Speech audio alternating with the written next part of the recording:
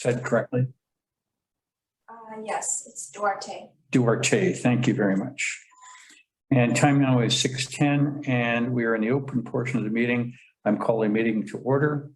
And we'll be going to close very shortly. And the proposed topics for discussion in the absence of the public are personnel, labor relations, and roads matter. And the reasons for going in are in section 91A, C, K, and N. Any additions, deletions, Peter? Nope, there being none.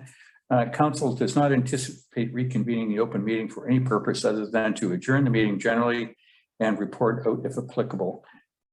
Councilors, can I have your confirmation by confirming yes or alternatively no if we're fine with going into closed? If so, we will. Yes. Yeah, I'm good with that.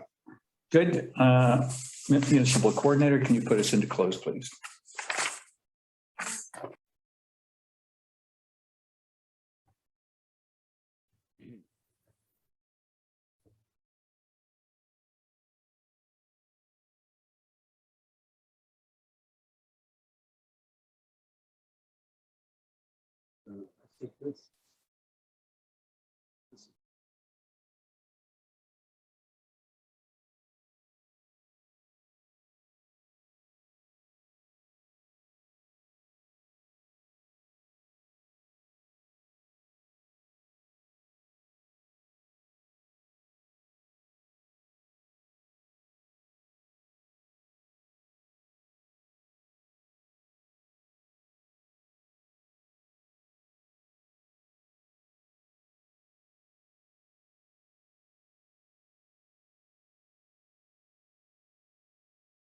Brian, you're gonna have to say that again. That's why you can hear me. Okay, no public delegate has come forward. We'll move on to the public delegation request.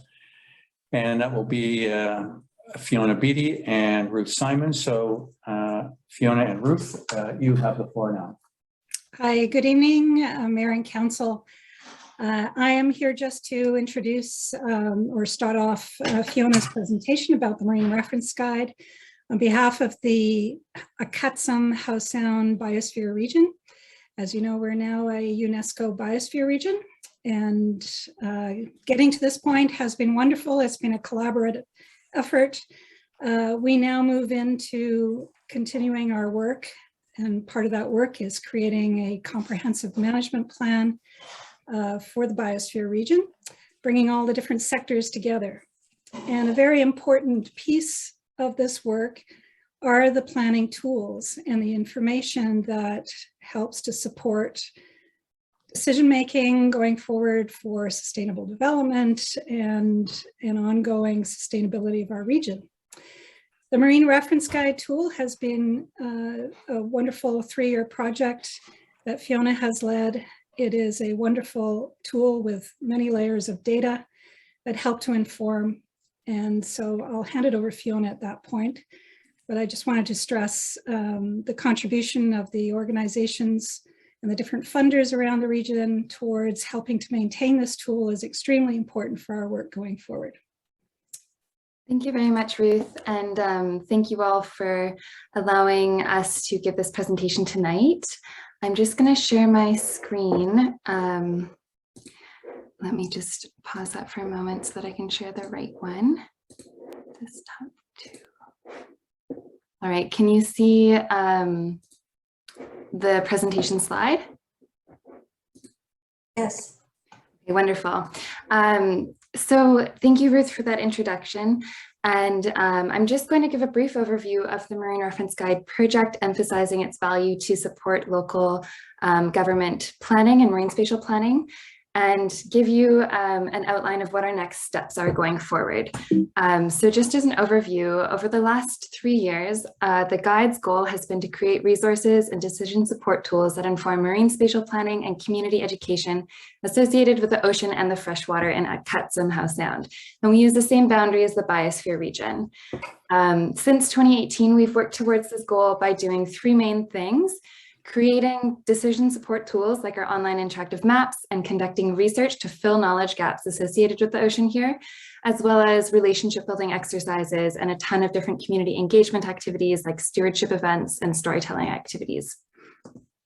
Because the main deliverable of this project was an online interactive map, I wanted to give you a brief overview on what that actually looks like and how it relates to Lions Bay. So this map contains over 400 different spatial data layers and 300 written reports. And right now I'm just turning on the Lions Bay zoning data so that you can see what it looks like in the map. We also have Squamish place names so that folks can better understand and learn the Squamish language in the area. Here I'm turning the federal government Rockfish Conservation Area and Glassbend Reef refuges on. So that's a federal data layer. Now I'm turning on Glassbend Reefs that were identified, the boundaries that were identified through citizen scientists in the area. And sorry, this is a really rapid overview, but here are community watersheds and sewer effluent lines. For every data layer you see in the map, you can click to see metadata, which is that like information about the data, who owns it, whatnot, how you can access it. And then finally, here's some boat launches that are pretty important for Lions Bay, and utility tenures, which is a provincial data layer. So the emphasis here is that this map is a one-stop shop for local government, provincial, federal, First Nations data layers, in addition to any other data associated with the region's ocean and fresh water. And we really wanted to design it so that it would perform that holistic function for local governments as well as other levels of governments. So we're very happy to be wrapping up our first phase of the project. We've always had a 3-year timeline and we started in 2018, and we're super grateful to Lions Bay as well as the other local and regional governments in the area for your support over the last 3 years. Without your support, we really wouldn't be where we are now, and we wouldn't have been able to leverage the contributions of a whole bunch of other foundations and organizations in the area. So going forward into our phase 2, which we've outlined to be for 5 years, we are likely going to sustain our project structure of being a project on Makeway's shared platform with a mission of leading marine and freshwater research, education, and community engagement in service of planning and relationship building in the Sound. And importantly, we have a sub-mission of being committed towards the biosphere's goals and objectives of biodiversity conservation, sustainable development, and reconciliation. So there's very strong connectivity in between the second phase of the Marine Reference Guide and the biosphere region. The project will continue to have 3 programmatic pillars, similar to our first version of the project. The first is collaborative tools and initiatives. So this is continuing to maintain and expand that online interactive map as well as our other tools. And we may take on some additional projects such as the Ocean Watch reports and kind of convert them into vital science reports to continue to inform collaborative governance and an understanding of the marine environment in our region. We'll also sustain the field research and have a strong emphasis on connecting with education groups and communities in the area. We've had a lot of great engagement with high schools and elementary schools, and we hope to build that stronger and expand it to post-secondary institutions like Capilano University and Quest University. The funding piece is one of the core aspects that I would like to speak with you today. So similar to the phase 1, our annual operating budget will be around $200,000 per year. And what we've outlined is a really similar structure as with our first project, where local governments in the area contribute 10% of that annual budget, based on a population cost share breakdown that I'll go into in the next slide. And the remainder of the funds will come from foundations and through in-kind contributions by nonprofits and universities in the area. So the cost share breakdown is based on population data that was gathered from Census Canada and a few other documents. And so here we have our annual contribution based on the population breakdown, and then the total amount over 5 years. And this cost share contribution request is coming through me from the Ocean Watch Task Force, which is that committee of local government elected officials and staff members who have been advancing this conversation about collaborative marine planning and collaboration across the governments in this area. And the 2 main requests here are that local governments include contributions towards phase 2 of the Marine Reference Guide, which will be under the purview of the biosphere in your 5-year financial plans as outlined in that cost share breakdown, and that governments include contributions towards the guide via Makeway Charitable Society in your annual budgets each year. from 2022 to 2027. So that's the Ocean Wash Task Force request, which has been kind of in formation over the last few months. And tonight, what I'm asking of you is your recommendations for the next steps for processing this request through your government, and for any feedback you might have on the second phase of this project, or the first phase if you would like to share feedback now. So I really want to thank you for your attention tonight, and thank you for your government's contribution, for your staff members who have been connecting with us over the last few years. And yeah, we're excited to continue this partnership with you and other local governments in the area going forward. So thank you very much. Thank you very much. Councillors, any questions? Just a quick question, Fiona. Thanks so much for that presentation. Is the access to that mapping tool limited to municipal staff, or is there public access to that tool? It's completely public. It's available on our website at howsoundguide.ca/map. Yeah. Right on. Thanks so much. Thank you very much.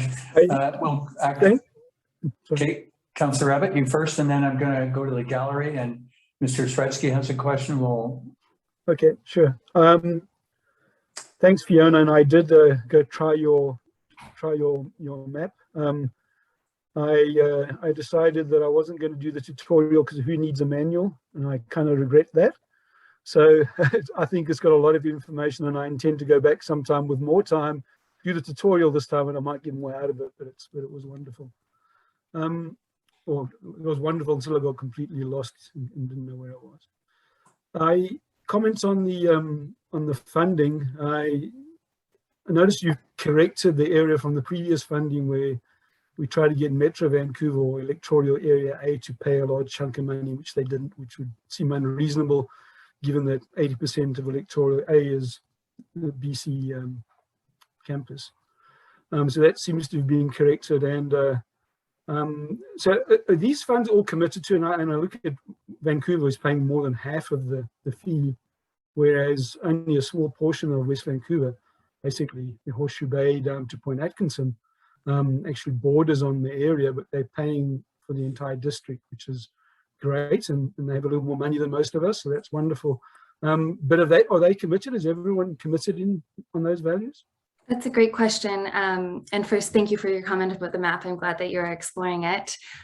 Thus far, the District of Squamish, Bowen Island Municipality, and Metro Vancouver have all approved their funding requests, and I'm working with Gibson's and the Islands Trust on their funding requests. I gave a presentation to West Van last night, and we'll be working with their staff on processing the funding request through that avenue, because I'm not actually technically allowed to have a funding request in my delegation for that government. And so we will be working with them on the numbers. West Van, you're right, the boundary is different. It kind of straddles the government. In the first phase of the project, we presented two different options for those local governments whose populations extend beyond the boundary.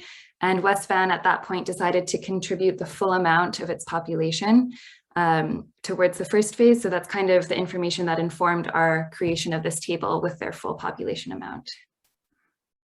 Well, good luck with that negotiation, because if they don't do it the same this time, which is generous, you're probably going to be, 40% short on your budget, because they got over more than 50%, right?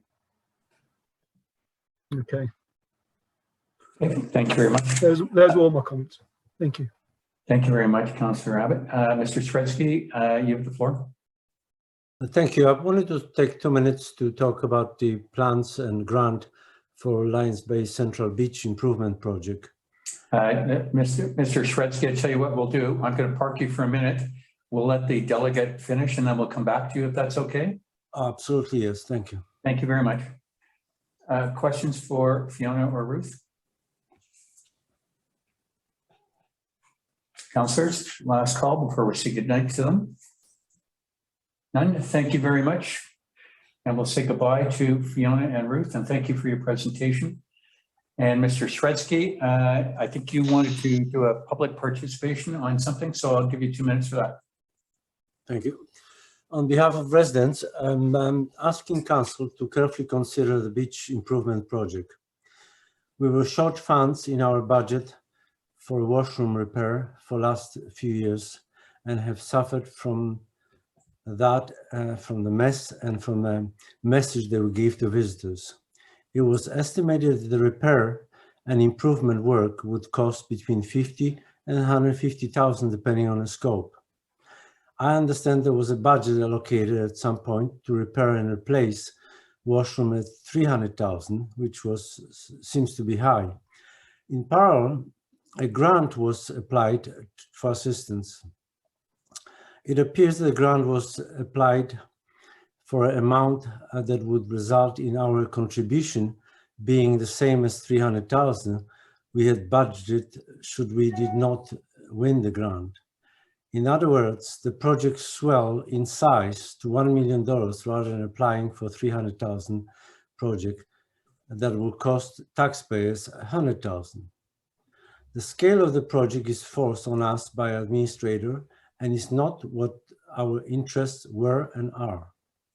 We ask you, the council, to request the village administrator to produce alternative plans offering at least 2 scaled projects options and allow residents to make the final decision. It is, after all, our money. We must not be bullied again to overspending against our needs and desires. Thank you. Thank you very much, Mr. Shretsky. And as you know, your thoughts will be recorded and your viewpoint is appreciated. I don't have any comments. I don't know the CAO does. Nope. I'm going to guess since this project's been confirmed by the council decision that it's go ahead. But again, I'll leave it at that. Thank you very much, Mr. Shretsky. Sorry, Ron, I do have a follow-up question. In the previous meeting, we were talking about when we are likely to see sort of concept plans and so on. And I think the CAO advised it's probably going to be a couple months from now. Possibly next meeting, but not this one. Possibly next, if you didn't hear Mr. DeJohn. Concept drawings, possibly. So Just a revisitation of the what the project was about, what the grant application was, what's entailed with the project, what was approved, which is something that we have to keep our eye on because that's what we're committed to do under the grant. So we'll be refreshing everybody's memory on all that and bringing it back for a bit of a sort of a representation, more or less, reminding everybody what work was done by the committee, the feedback that was obtained, the playground stuff, and where we're at and where the intended how we're going to move forward on the project. So, okay, we'll back with that information in due course. Possibly the end of October, for sure, the beginning of November. Yeah, one of the two. One of the two. All right, so this will be back to the public on either of those sessions. Thank you very much, Councillor Abbott. So, sorry, Ron, just through the chair. Your mic must have been dead in the beginning of the meeting because you didn't ask if there was any other public. So any public that wanted to participate. Mr. Shretsky put his hand up, but you didn't do that part of the meeting. I'm pretty sure I did, actually. He did, but it did, unbeknownst to us, we realized that the mute button was on, and so Carla fixed that, and then that's what I assumed. So that's what I assumed. So I'm just suggesting maybe you pause now and see if there is anyone else, because none of us heard that. Heard that I'd opened it to the. Yeah. We did not hear you open the meeting. Sorry. Well, okay, Yeah, let's go with the. I apologize to everyone for the technical problems. Sorry. So I'm looking at her. Okay, you know what I'm saying? Not to put a cue to it. So thank you, Mr. Shretsky. I'm glad you kept your hand up. And thank you, Councillor Abbott, for that. Okay, moving along. Just let's see if there's anybody else that wants to. There is no other hand up. I'll let you just ask. I'm looking at the screen. Okay. Well, Oh, there we go. Last call for public participation. Any? Tony, Jackie, anything on your chest? It's your chance. I see there's another one in the crowd. I see some other ones on Ocean View as well. Yeah. Nothing? Well, You hear me? Sorry. Yeah, you're good. The understanding was that there was going to be a presentation on the property that lies on Ocean View below. The CAO had thought that he would be in a position to do that for this meeting, but it hasn't transpired. So to those of you on Ocean View, I apologize. But we'll ask when. Have any further information? No more information. Is it going to come next meeting, perhaps? Yeah, I'm hoping to meet next week with Parties? yeah. Sorry, apologies that it didn't hit this agenda, but the CAO just mentioned to me here that he's meeting with people in the next short while, and it will be on the next agenda. Very good. Thank you. Thank you very much. Good night. Bye-bye. And to you guys, can you send me your background picture, the one with the sand? That's just too cool. Thank you. Down, yeah. Thank you very much. And to the Ocean View Roaders, if we say goodbye, I understand why now. Okay, moving on to item number 7, which is review and approval of the minutes of the prior meeting, which in this case is September the 14th. I'll put forward the motion that the September 14th minutes be approved and circulated. Can I have a second, councillors? Raise a hand, unmute. Thank you, that's a second. And any changes, amendment, additions, deletions? They're being done, and none. I'll Sorry, call them. just give me a quick second. I Yeah. have a large package and I'm trying to scroll to the note that I made myself here. Just give me a quick second. Councillor Barmere, this is the baby telephone book this week. Come on. I know, but it keeps eluding me. Well, Councillor Barmere is doing that. Can I get back to the adoption of the agenda, which we never heard? And I just have 2 things to bring up in council reports. Additions, Councillor Abbott? Just Okay. 2 verbal updates in council reports. One will be on the update on the VSmart. And then the second one will be a verbal update on the proposed Have Your Say. So if I'm looking at, let me structure this.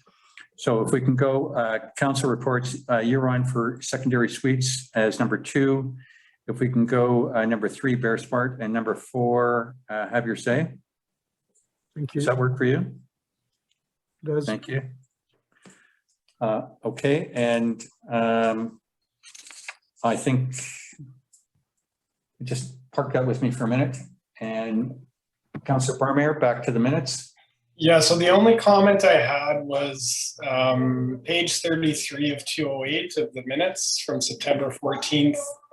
Just would like to note that in terms of the kiosk wrap, that it's clear that we're borrowing money to do this, a portion of it. I just wanted that noted. What's your amended statement? Well, there was a couple of things noted in respect to this kiosk wrap, that it was strictly for aesthetics, that residents were asked and wanted camel wrap, not art project, a one-time payment. And I would just like to add that we will be borrowing a portion of the money to pay for this kiosk. It's actually already been borrowed. We mentioned that in the staff report that confirmed the kiosk wrap is funded by a combination of loan and the balance of the CWF grant. Like we've already borrowed the money.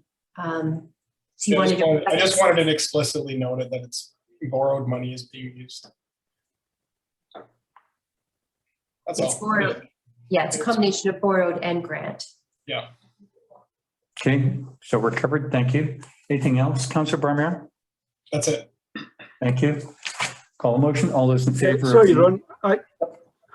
I have a couple as well. I'm sorry. Okay. And we all try to catch up because honestly, the first 2 minutes of the meeting, none of us heard you, so we all surprised where you were. Oh, no, we're all good. Okay, page 36. I think this is recorded wrong. I certainly hope it is. Let's talk about struggling to see the benefits of being part of Metro. There's about 6th bullet down, and then the third last bullet, questions need to happen what is the benefit of being part of Metro?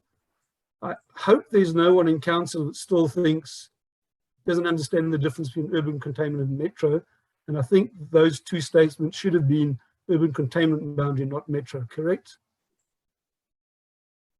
If you think so, I'm fine with it. Unless someone thought we were talking about leaving Metro. My sense was the conversation was about the UCB, not about Metro. Yeah, so we can change that to UCB. Thanks. Okay, let's just go with that. I'm sure there's no objection. Anything else, Councillor Abbott?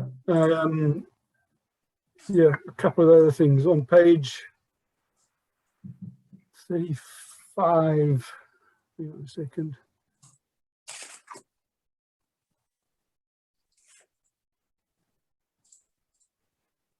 Yeah, page 35. The whole insurance issue. I want to just comment to council, a question to council. I know we carried this in the last meeting, but this issue, communication strategy, have all been pushed to the council, to the strategies committee. I remember the last time the strategy committee, Councillor Bain brought up several times that he thought we were working through a work list and we weren't talking about strategy. If we need a more fluid discussion for these matters, should we not just have a committee of whole meeting and get rid of some of these things that we've been talking about for the best part of a year, rather than moving them to another strategy session? And then keep the strategy session about strategy. I think I can speak to that. What we call Council Strategy Committee is actually a committee of the whole. The name was changed under the prior mayor. So when we say a Council Strategy Committee, we mean a committee of the whole,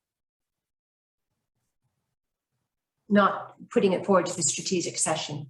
I thought that was the strategic session. So when is the strategic session? Yeah.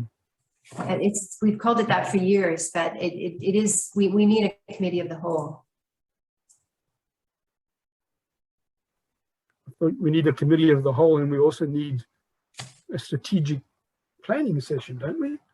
Which we're having in December, but when we're suggesting the insurance, what we're saying is we'd like to have so these aren't going to the strategic planning session, they're going to a committee of the whole. In that case, when are we going to have the meeting? Which is a CSC meeting, Council Strategy Committee, but AKA Committee of the Whole. Okay, so then in that case, when are we having these meetings, or this meeting? That should be business arising. Yeah. New business. We're going to pick a date. All right. Okay. I'll park it to then. Sorry. Okay. Sorry about the confusion. Okay. No, it is confusing. Well, between this confusion and the muting thing, we're kind of not doing our best A game today. Okay. Yeah. Councillor, I'm caught up on minutes. Are you good with everything else? Yeah. Good. Call a motion. All those in favor of the minutes as amended, please confirm by saying yes. Opposed, no. Yes. Yes. Carried. Thank you. Next one, which is the special council meeting of September 21st. And that the minutes be approved. I'll put forward that motion. Can I have a second? A hand? Thank you. Any discussion, changes, amendments, additions, deletions? I have none. Councillors? No. Call a motion. All those in favor, please confirm by saying yes. Yes. Yep. Thank you. Carried. Next one, and that's under business arising from the minutes. Just fumble through this for a second here, because as we speak, this is the 50th anniversary thing, and I'm doing an up. I'm doing an update on this thing. Not yet. This is just the resolution from the last meeting. Okay, got it. Okay, this is the resolution from the last meeting, and this was we wanted to make sure, and we went back to the committee, and the difference was whether proceeds or gross proceeds of the t-shirt sales were going. And so the motion as amended is recommended that council approves of the gross proceeds from the sale of the 50th anniversary shirts and 50th anniversary banner go to the Lions Bay Fire Department. I'll put forward that motion. Can I have a second, please? Need a hand, I need a voice.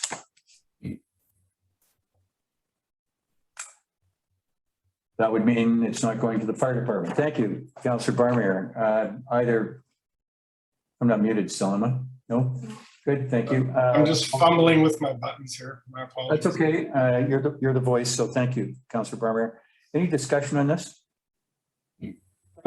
I do. Yep. I voted for this last week, but I did not have the word gross in. I would have voted against it if I thought it was gross proceeds. I'm a supporter of the fire hall. I've bought the t-shirts. I've entered every raffle. I went in the fishing derby. I perfectly endorse profits of any fundraising event going to the fire hall. But we didn't tell taxpayers that we were taking taxpayer money and funding the purchase of the t-shirts. Furthermore, I read in the minutes, they intend to go buy more t-shirts. So I just think we've got this wrong. I don't think we have any right to use money, taxpayers' money, to fund the event other than if only the net or sorry, you understand what I'm saying? I'm stumbling my words here, but I think it's perfectly, any profit, net proceeds, go to the file is great, but I don't think we have authority to spend taxpayer money on the purchase price of the t-shirts and give those to the fire hall as gross, if that makes sense. Thank you very much. Pam can comment. Thank you very much. Pardon? CFO? Yeah, I don't disagree. I didn't see the budget ahead of time. So basically, by approving gross proceeds, Lions Bay, because we're paying for it, is making a donation to the fire department. Okay. Councillor Barmier and then Councillor Bain, any comments before I call a motion? I guess I mean, the way it's being framed now is awkward. I think it needs to be understood that we need to be able to budget for these things ahead of time. And since we haven't budgeted for it, I suspect we don't have the permission to spend that money from the balance of the village.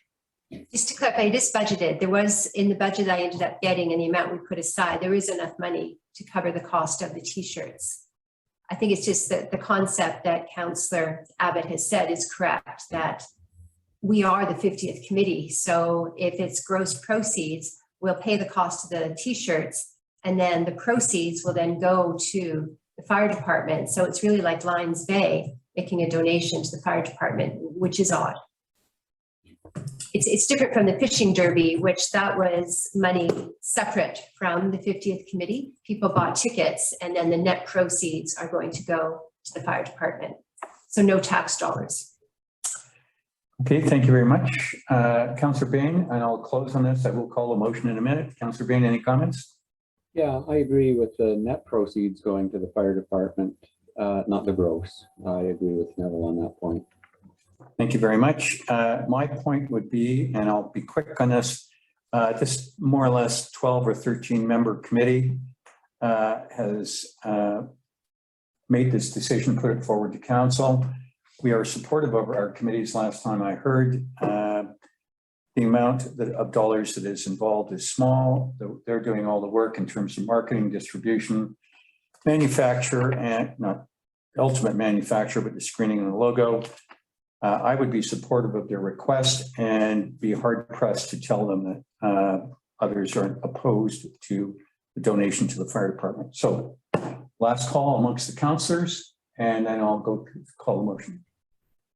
Well, I don't believe it's we're against the donation going to the fire department. It's just to get it proper. I think the net proceeds is fine, and I think we all support that. But I think Neville's point, and supported by the CFO, it looks like it would be inappropriate to do the gross proceeds. It's a bit of an oversight.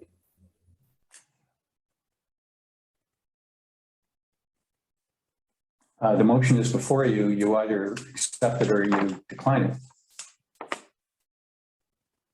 And if somebody wants an amendment, then I would suggest a friendly amendment come forward. Change the word gross to net is your friendly amendment. Okay, so we'll be back to where we were.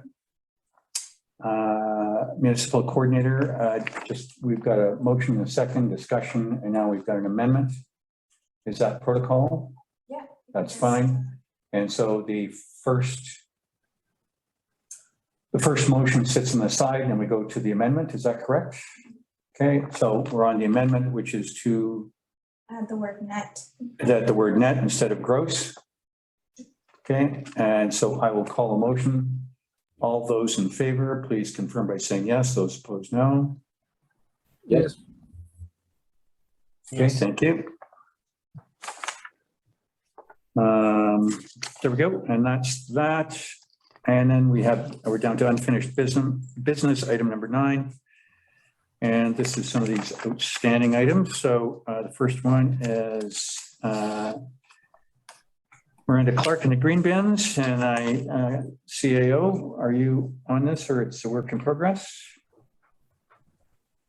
I think it's still a work in progress. We're working through particular options for preparing the RFP for a new waste services contract. And so we've been doing some different research and talking to other jurisdictions such as Squamish about how they do it, and looking at what things we could include as options that are geared toward meeting the objectives of reducing harm to bears, reducing attractants, and ensuring that we remain a bear smart community. So these are things that are being taken into consideration, but we're not there yet. There we go. I just, and Councillor Abbott, I'm going to ask you to follow up after I ask some questions. So, I mean, this has been here since June. The newly minted Bear Smart Committee is just churning out stuff, doing a whole bunch of good things. So if I heard right, a pivot for staff is the garbage contract, when this is going to come to fruition in a meaningful way. Yes. Is that, and that Yeah, is, we have to and that, put that out. and that is when? Let's put that out this fall and have a new contractor for the new year. Okay. So I think that it's fair to say that the Bear strategy is front and foremost. I would be fine, and it's subject to Councillor Abbott's green light, and I know she is in contact with Ms. Clark, that we strike this one as something that's just going to happen with our garbage contract. If I may, I can respond to Ms. Clark and the Bear Smart Committee. As I'm writing the RFP, I'll be reaching out to them for guidance on Bear Smart issues. So yeah, I can respond to them. Okay, if I could ask you to do that before the next meeting, that'd be great, and we'll have a strike then. And Councillor Abbott, you're fine with that? Good, thank you. Next up, which are the two things to Mr. Dino and Mr. Goding. I've responded to that, so nothing there. Councillor Abbott's responded to Mr. Reuter, and I think staff owe Ms. Mazikowski something, and she sent another one in the other day. So we'll ask staff to do that. Yeah, we've actually reached out to our contacts at Modi, who have responded just recently, and so we'll follow up with the contractor, I think, or ask them to do that. There's a couple of options in it. Could I ask that you drop a quick line to Ms. Mazikowski just to keep her in the loop a little bit? Thank you very much. So we'll keep that one as the live one, and Public Works Manager to do his piece for the other one. Thank you. Reports, staff, and this is the Green and Inclusive Community Building Program, and that's on page 47 of your agenda. And I'll put forward a motion that council, well, actually, let's go with that. CFO, you're up. Okay. Staff were asked to look into the Green and Inclusive Community Building Program grant, otherwise known as the GICB program. So I did look into the applicant's guide, which was attached to the package, in case council had a chance to look through it. It basically, it allows for retrofits of buildings and also a provision for new buildings. So we were asked to look at the Clap building and the Lions Bay Beach Park revitalization, which I assume would be the washroom. And actually neither of those projects are eligible. It has to be a community building, which that is not, it's not a public building. And fire buildings are specifically excluded as well. And the washroom would not be considered because it would be considered a new build, and the cost of the project is actually too low. The minimum amount to spend on a new build is $3 million, which our washroom is not going to cost. So it looked like we fit nicely into the small to medium retrofit projects, and it could be applied to the village hall. Projects ranging from 100,000 to 3 million. And I'm thinking some of the ideas we've talked about: a new furnace, we've talked about solar panels, and also the windows in the community hall are from 1971. So we could replace the windows. So it's 80% of the cost would be covered. And it's a continuous intake. Basically, if you admit, you can submit at any time, and it takes 2 to 3 months to make a decision. But they don't call it a competitive bid process. If you've met all of the requirements and you can show your GHG reductions, then there is a very good chance you will get funded. My only concern was, when I read it, was one of the, there's a list of 7 or 8 requirements to be eligible, and we met all of them. But one of them said communities experiencing higher needs and who are currently underserved. I wasn't sure exactly what that meant. So I have sent an inquiry into the people running the guide. I got a reply. It'll take up to 2 weeks to get a response. So I think our recommendation would be to, it is a grant that is worth pursuing, I believe, if we're eligible, but we won't know for about 2 weeks if we are considered one of those communities. I found the description of it vague, so I wasn't, and also the application looks quite intense. There's special software you have to download. We will definitely need the help of the Climate Action Committee's expertise to complete this application. They want to know, there's a special program you have to go into to show your existing GHGs, and then what they would be with the renovations. And like I say, it's highly technical. So I would be reluctant to start the application process until we found, until I determined if we were actually eligible. So. Hooray. Okay, there we go. I won't go to the motion yet. Let's go to discussion, and let's start with Councillor Barmare, and then go to Councillor Bain, and then Councillor Abbott, and then I'll close. Councillor Barmare, other than jumping up and down and saying yes. Oh, yes. Well, I just want to thank you, Pam, for looking into that. I really appreciate it. I know it's you know, this permitting or granting stuff can be a nebulous web to navigate, and I think you've hit the nail on the head with you know, the three potential projects that you talk about. Those are really key retrofits that could work to the benefit of the community by saving on heating costs. You know, the life cycle cost of the building would go down. So I think it's a worthwhile thing to look into. And I recognize that, you know, the question you ask about whether we're a higher needs or underserved communities is completely valid. We should just wait for that answer to come back to see if we're even swinging in the right ballpark. So I just want to thank you for doing that. And I mean, I see this as a bit of an ongoing, you know, I don't know, let's call it a portfolio. We'd probably talk about it at a couple of meetings or two to get a course on this. And I suspect we'll get lots of support from the Climate Action Committee. So thanks, Pam. Thank you very much, Councillor Barmare. Councillor Bain, any comments? Are you good? I just want to comment. It brings back memories whenever we talk about the community center, that when we were looking at that renovation project, we looked into the Canadian Federation of Municipalities for their Green Municipal Fund. and what we discovered was that although it was a generous grant that they offered, the cost to comply with it and what we did would eat up the whole grant, and we would end up farther behind. So I have sort of a cautious eye getting into these things with looking out for that sort of thing. Yeah, I think if we have some things that we really need done, by all means, but I wouldn't want to spend the money just because somebody offered it. I think we need to identify, and I think Pam has identified quite well, some real needs and benefits we could get from this. So I'm fine with that. Okay, and Councillor Abbott? I'll just leading off from what Fred said about need, I guess I would say the furnace replacement and the windows are certainly need to have. Those are things we've got to do in the near future. So I think that's a good use. Solar panels might be described as a bit of a nice to have, but the other two I would say are definitely not nice to have, they're need to have.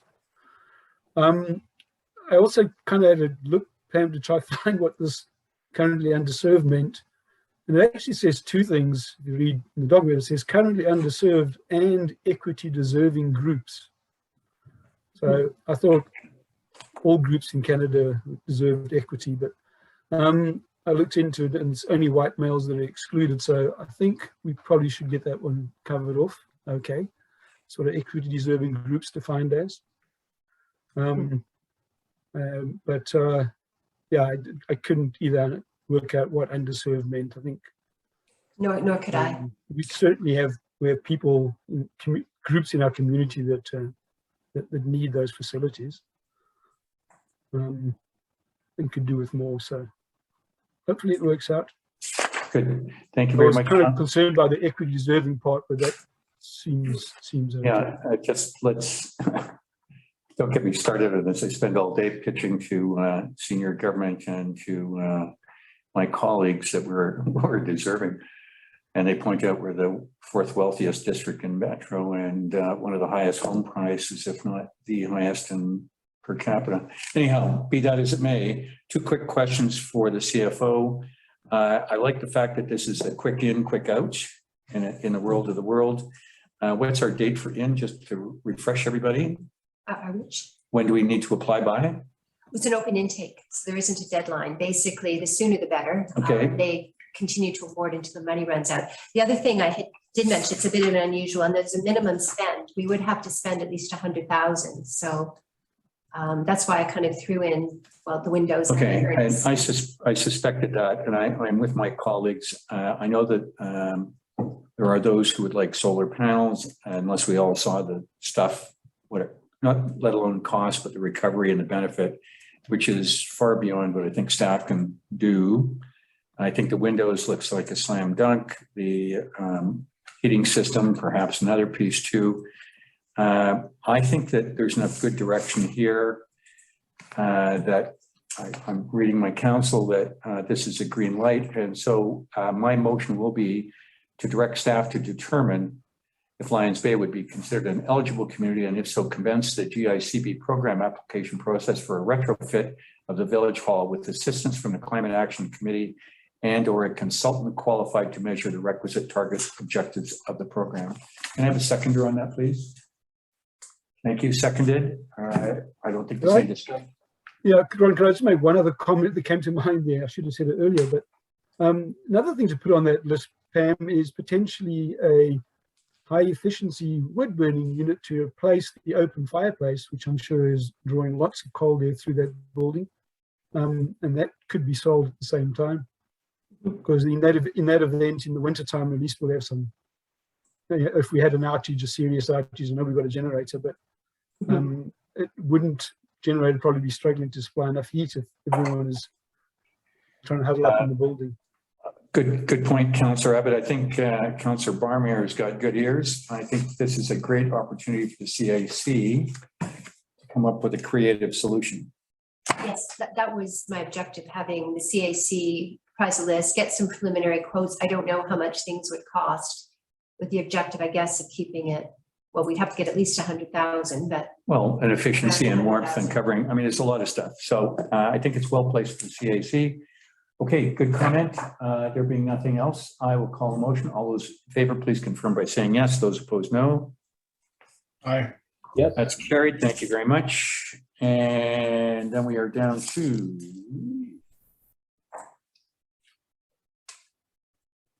9, 10. Let me pause. I don't want to miss anything.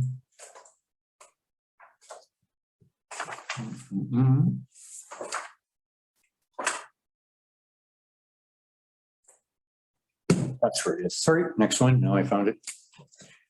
Mr. Jaffer, you're warming up, and this is on the Upper Bayview kiosk wrap results. And I'll put forward the motion in it. Actually, we'll let you finish, and then I'll put forward that it be received. Mr. Jaffer, you've got the floor. So per our contract with Century, they provided 4 designs for the Upper Bayview kiosk. We conducted a poll amongst the residents who had been engaged in the project from the very beginning, all of who requested a camouflage wrap. The overwhelming decision was to go with option 1.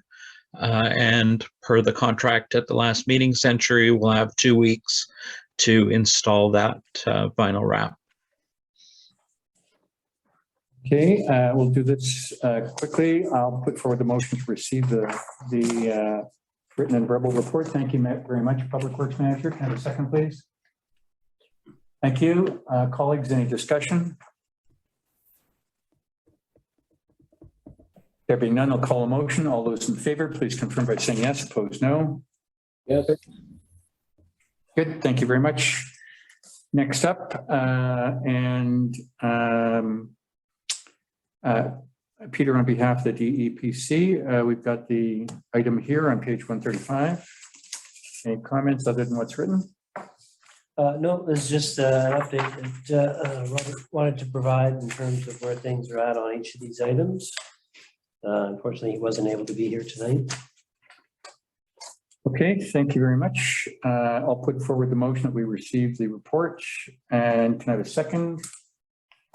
Council, thank you. All councillors, any questions for the CAO? I've got a couple. Okay. A couple of questions or points on each one of these.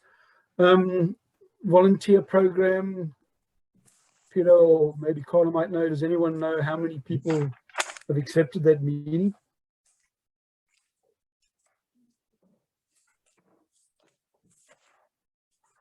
I know we moved the date and we moved it again, but does anyone know if people have 5 have accepted. Sorry? 5 have accepted 5 of the residents or?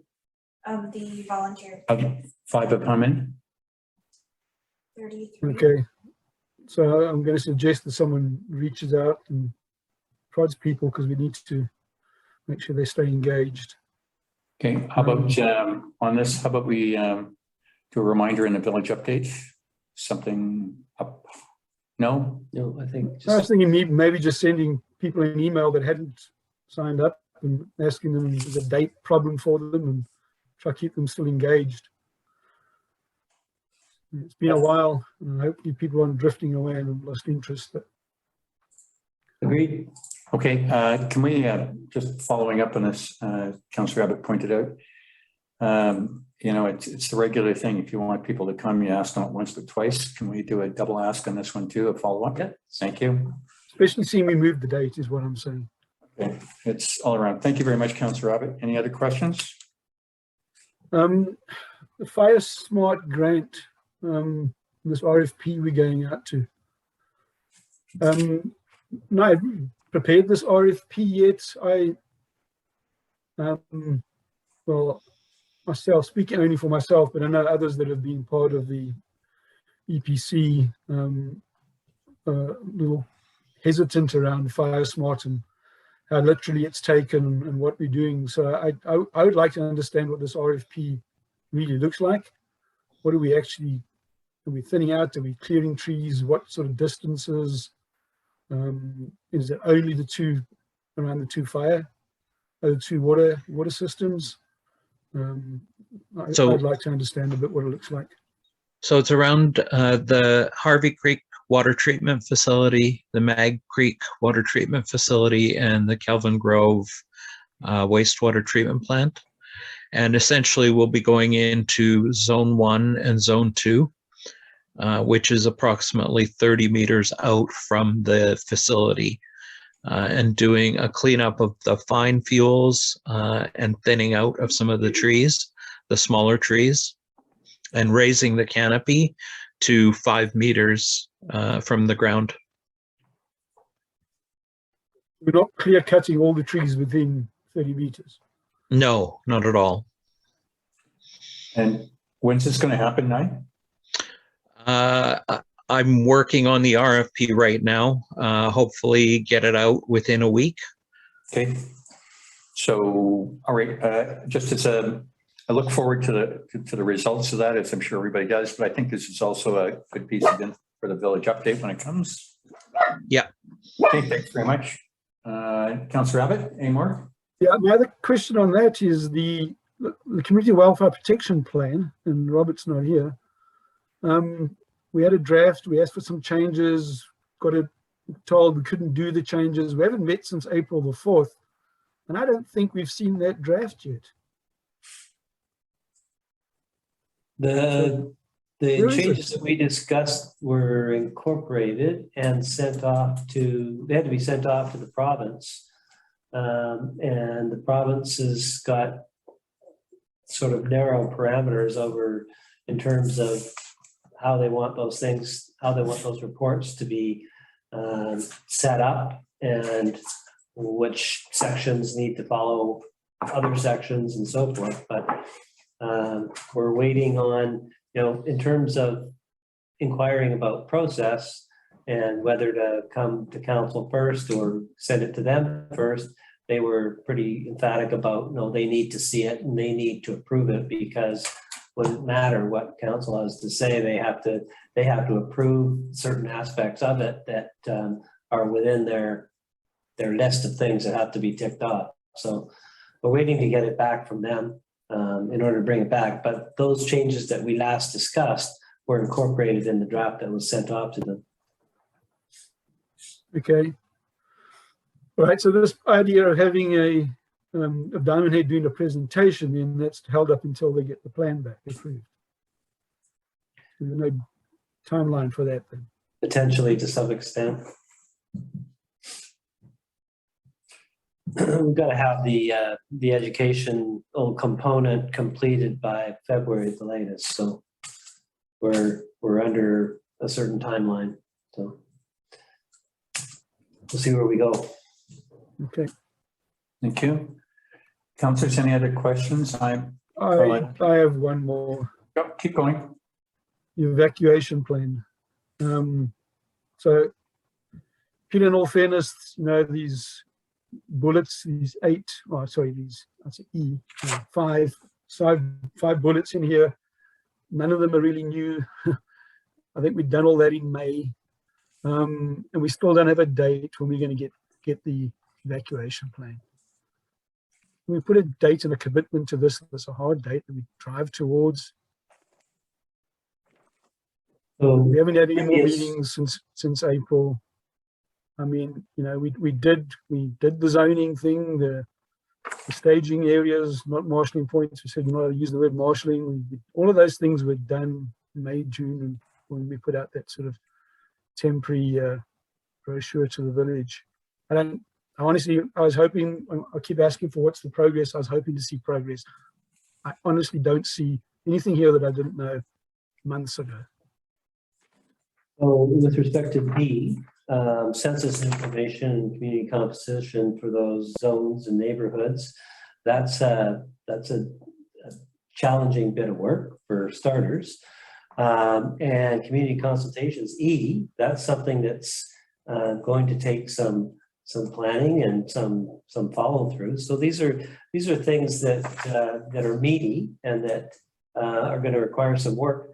And I think it's been explained previously that Mr. Whitney has been tied up with a number of things, including the CWPP and the follow-up on that, as well as working with NI on the fuel prescription stuff, as well as there's been quite a bit of work in terms of the ordering of equipment and the setting up of equipment for the EOC and the ESS in terms of the computer equipment, the grants that we got for all that.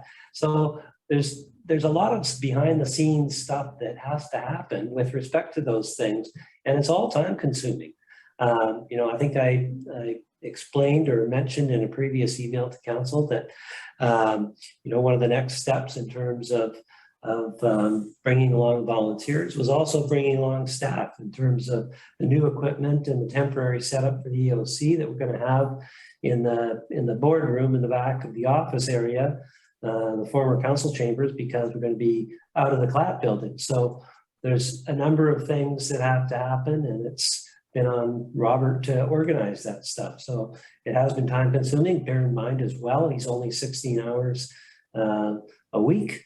And so these things take time and they are moving forward. But it's slow. And part of that is, we've got a small number of hours being devoted to someone who's got other tasks to fulfill at the same time with deadlines that have to be met. So it's painful at times, I agree, but there's reasons for that. And I just outlined them. Do we really have to have census information for each of those zones to complete evacuation plan? It's certainly helpful in terms of knowing who it is you're evacuating from particular zones and people who are going to have issues and challenges, and ensuring that you are able to meet the needs of those who are going to require assistance. There's a number of different aspects to it, for sure. So we'll see where we get.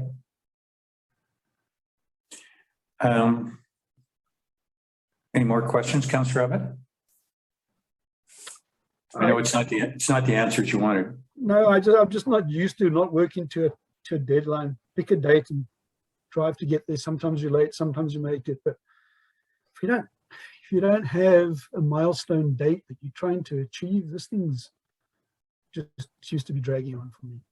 Okay. Over a year since we first thought we were going to have one. Okay, Councillor Abbott, I think we've got the point, and all of us would, in a perfect world, we'd like this done.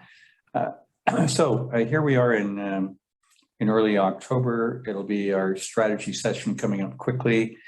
I would ask the CAO if this was one of the pieces that we put on, so that we can make sure that with council's confirmation that this becomes one of the very important things we do in the last year, and have and look towards deadlines. Mm-hmm. Is that fine with you? Mm-hmm. Good.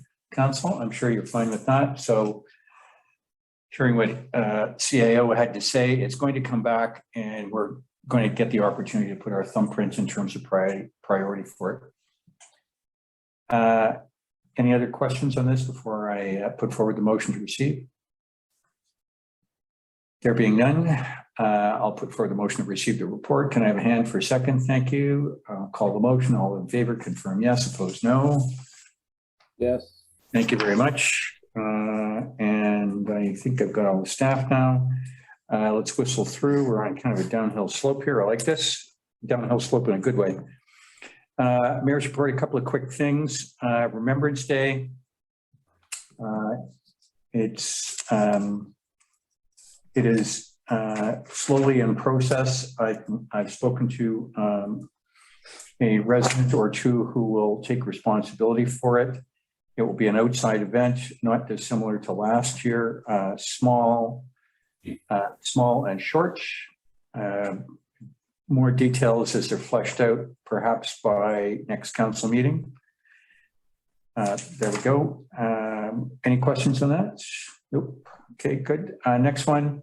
This came to me from the Trailblazers, the TransLink, amending the bus routes to facilitate recreational visitors. Usually early in the morning, the buses, as they're currently scheduled, just simply don't mesh. So that leads to car traffic and other things. So I have put it to TransLink's planning. This is the time of year to do that, to asking them to mesh the buses so that our shuttles are able to pick up folks and come here. So that's a heads up on that one. Next one, and this came to me from a former mayor who observed a charter bus going up the Lions to the Lions Trailhead. I presume this is a regular size bus, and clearly buses are not suited to doing much in Lions Bay other than going to the school, turning around in the gravel field, or coming to the municipal complex and turning around. So it's pretty obvious the problems on a busy Saturday or Sunday. The bus, which apparently had 56 avid hikers in it, winds its way up Bayview around the blind corners and goes to the trailhead, discharges the visitors. And it seems like a good idea so far, other than the traffic issue of having a bus driving down the middle of our road. And then the bus, as I understand it, goes to Mountain and tries to park. Of course, it's an oversized vehicle, so it's tapped by the bylaw officers, and I don't know what. So I mentioned this in advance to the CAO, and I'd appreciate his thinking on this. I mean, in spirit, seems like a good idea. In practice, probably not what we want. Your thoughts, Mr. DeJong? Well, my understanding is that when the bus came to the attention of staff, it was in the afternoon around 2 or so, and he was actually back. He'd left the community, had come back to pick up the hikers. So he was just killing 10 minutes or so, looking for somewhere to kill 10 minutes, and that's when he was on Mountain. Where exactly he dropped off the 56 hikers, I'm not exactly sure, but it must have been early morning for them to be coming back by 2. So yeah, I guess we didn't get any reports of a bus every morning, just in the afternoon. Bylaw talked to the driver very briefly, and the driver simply said, I'm just going to be out of here in 10 minutes. And then the hikers started showing up. And so we didn't really get any other information, i.e., was it a particular hiking group or anything like that. So don't really have much to go on. And not sure if it's the sign of things to come or not. I'm, now that I get more of the story, it's kind of good spirited in its way, really. So got it. Okay, let's just call that an information piece. I'll go to Councillor Barmere. No, I tend to agree with you, Mayor McLaughlin. I think it's a positive thing. We're saving on parking spaces. We're reducing greenhouse gas emissions. A whole bunch of reasons this is a good thing. I suspect that some of the logistics might be challenging, but it's better that than trying to park 56 cars on our streets. Exactly right. Thank you very much. Just pass a comment. The correspondence we had in the last council meeting, that I was going to try to organize a small local neighborhood group to investigate. This was one of the things that was mentioned in there as well. I do not think this is a one-off. It's happened several times. The bus goes, the first one bus tried to turn around at the top, which is now impossible and created all sorts of issues. You can't drive a bus up to that trail, and it just doesn't make any sense. So I don't know if, and I don't think it's a one-off. So I think we should try some form of education of coaches that are going to start bringing people to the trailhead, that there needs to be another place they drop off. I'm always really surprised by people that want to go do a 4-hour hike, but they really want to be within 5 minutes of the start, and why they don't just start 10 minutes down the road where there's a more suitable place to drop people off and or park. But I think it's not a one-off. It has definitely happened before. So I doubt it's the last time. So we probably need to try to find out what's going on before it becomes the norm, and it creates a lot of problems for us. Thank you very much, Councillor Abbott. The reason this came to me was that as you can imagine, once the bus went past the school and started to go it throughout the variety of S's and blind corners, it was not a good thing. But I guess if it's happening early in the morning, as this may have occurred, it's less of a not great thing. I'm going to ask the CIO to take this one away. It's that messy parking thing that consumes your life. This is just another bullet point on it, I'm afraid. Okay, thank you very much. I'm going to stop here because, and Municipal Coordinator, can you help me out here? Because I was muted, we didn't have a couple of things for Councillor Abbott, and I've thought of one more I want to talk about. Can I make a motion to amend the agenda with 3 items? Okay, that'll be, thank you very much. So I'm going to put forward the motion to add on the Mayor's Report Halloween and on Councillor Abbott's Council Reports Bearsmart, and that'll be number 3, and number 4 will be Have Your Say. Can I have a second for that? Thank you, Councillor Abbott. All those in favor confirm by saying yes. Thank you. Good. Carries. Okay. So on the next one is Halloween. I've been approached by the events committee. I'm going to talk about the 50th anniversary thing in a minute and their plans, but let's go to Halloween first. And the Halloween, the events chair is confused and is looking for guidance. To say that the community is pent up to go outside would be an understatement on a clear day on Halloween. I'm not thinking about the door-to-door thing at all. I'm thinking about if the firemen do fireworks, and I don't know whether that's going to happen or not, but then it's a gathering thing. And I'm going to guess it's more than a couple hundred people. CEO, I'd appreciate your guidance and council's feedback on this so that I can get back to the event committee chair. Well, I think at this point, outdoor gatherings of this type would be permitted. That's not to say that the landscape might not change before Halloween, but it's potentially doable. And you know, a plan, if they want to work on what that looks like and how they would meet the obligations to have a communicable diseases plan, then that would be something that staff could work with them on and perhaps potentially run past our contacts at VCH. And maybe just sort of see how things go as we get closer. And hopefully things don't deteriorate to the point where it wouldn't be feasible. That'd be my suggestion. Okay. That's fine. And we'll leave it at that. Thank you very much. Councillors, any comments? It's hard to fight the CAO's comments on this one. Nope, there being none. Next up, Councillor Barmier, community committees. Thanks, Mayor McLaughlin. Yeah, community committees, one of the other words I had thrown around here was community accountability, and I think Peter helped me correct that, but the concept of accountability is kind of what I wanted to touch on. And I was looking at sort of 3 veins, 3 questions I wanted to ask council and how we could kind of maybe forge ahead on some of these things.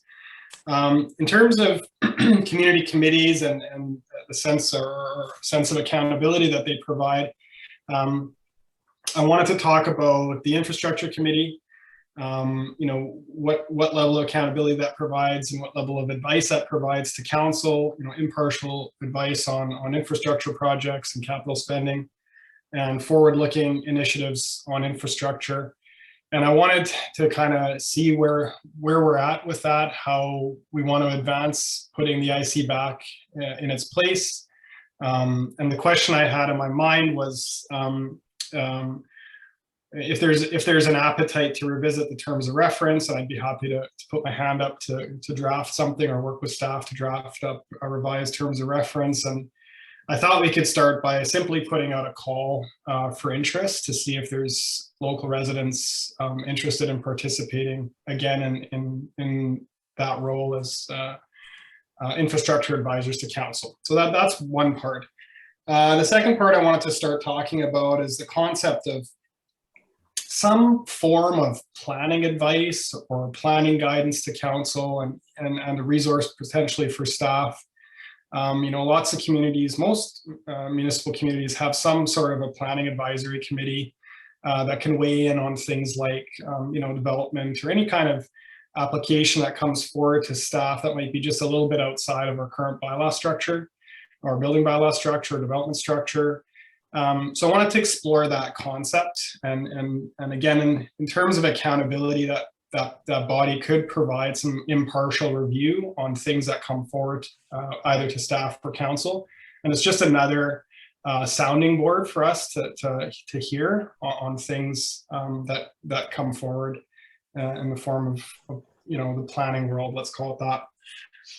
The third part I wanted to talk about is a little more numbers driven and more of a tool for us to kind of gauge the health of the community and gauge the functioning of staff and council.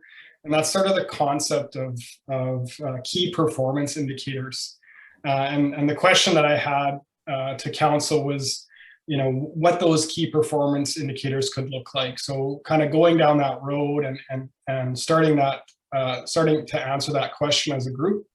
Are we interested in how, for example, let's say we have 100 building permits and 99% of them are going well and 1% is, not going well. That would be an interesting statistic to understand. That would give the balance of council some perspective. That could give residents some perspective on how well we're processing applications, for example. Or, let's say we're talking about projects like, the emergency action, emergency response stuff that we're working on, percent complete on specific projects, just to kind of get periodic reporting to see where things are at. Or something as simple as, I don't know how many hours of staff time we have in total. Is it like 20,000 or 22,000 hours a year? Just to get a feel for where those hours are going, just on a monthly or quarterly basis, to get a sense of where staff time is being spent, and just to give us something to talk about in terms of potentially showing improvements on things. So that's kind of the narrative that I'm looking to kick off. And I know it's not super specific, but I want to get a read on council about the idea of getting the infrastructure committee going again. So that would be my first question. Is there any appetite to explore the idea of some sort of planning advisory body for council and staff to go to in the case of applications that don't fit current bylaws? And is there an appetite to explore the idea of key performance indicators to evaluate the health and pulse of how we're doing things as a government and as staff?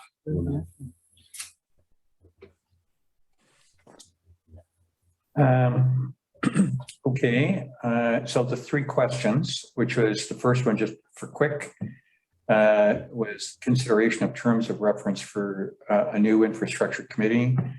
The second one was the concept of planning guidance and resources. Let's call it a planning advisory committee for vernacular. And the third was, let's call it municipal KPIs or information, for better, lack of a better term. And what would that look like? Not disclosed, kind of not thought of just yet. So have I encapsulated that, Councillor Barmier? Yeah, roughly. Yeah, exactly. I want to start talking about those three things, and I don't want to force it on the council, but I just want to start the conversation. All right, Councillor, let's go alphabetically. Councillor Abbott.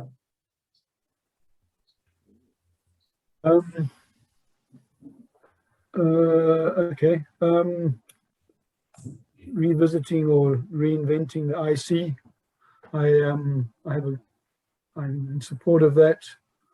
I think I've shared with other councillors my thoughts on what it could look like and look a little differently. Actually, I think I've done that in the council meeting. Norm, I'm quite happy to work with you on that one, or take a first shot at those terms of reference if you want me to take that one off your plate. So yeah, either work with you or have a first go at that one if you want. Planning Advisory Committee. I just not sure, still trying to work out, what that looks like and how it would be formed. Would it have a similar term of reference to the Infrastructure Committee? And is there some sort of overlap between the two? So probably be interested to hear a little further development of your thoughts on that. I know you've discussed it with me verbally, but I think it's probably easier if we're actually looking at something. Yeah. On the KPI thing, on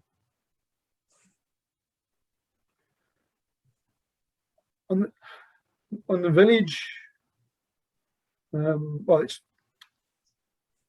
remember the report we used to get from the workshop on the core services. I think that was a large way towards a KPI for me. And I've expressed before that I was disappointed we stopped receiving that. I think something along those lines is a good idea. You can't fix things if you don't measure them. That's a well-known rule in the industry you and I work in. And so we do need to measure things and understand things.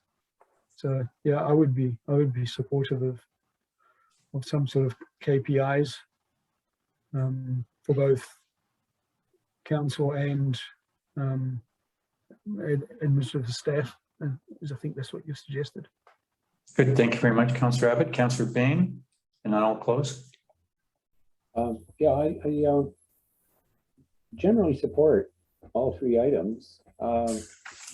I don't claim to have a clear view as to actually what the end product would look like, but I think it's worth exploring. I wonder if maybe sort of some brainstorming session could be done by those council members interested in it, just see what sort of ideas we could start fleshing out. And once we get some idea of what we want to talk about, then bring it to a greater group and get staff's input as well. And I don't know if it could really project too much farther past that, because Norm's right, it is kind of a vague concept at this point, but I don't know. I think he's got an idea there. It might, we could turn this into quite a beneficial function. Thank you very much, Councillor Bain. If I can close on this one, Councillor Barmery asked for council's feedback, and you got so far 2 out of 3. Now it's 3 out of 3 in terms of kind of a soft touch to push forward on these. My recommendation is that staff have a little bit of chance to think about this, and that we carry these 3 items forward to our strategy session and devote some meaningful time to it. Just in quick going through this, the terms of reference for a potential infrastructure committee seems good, and the call out seems good.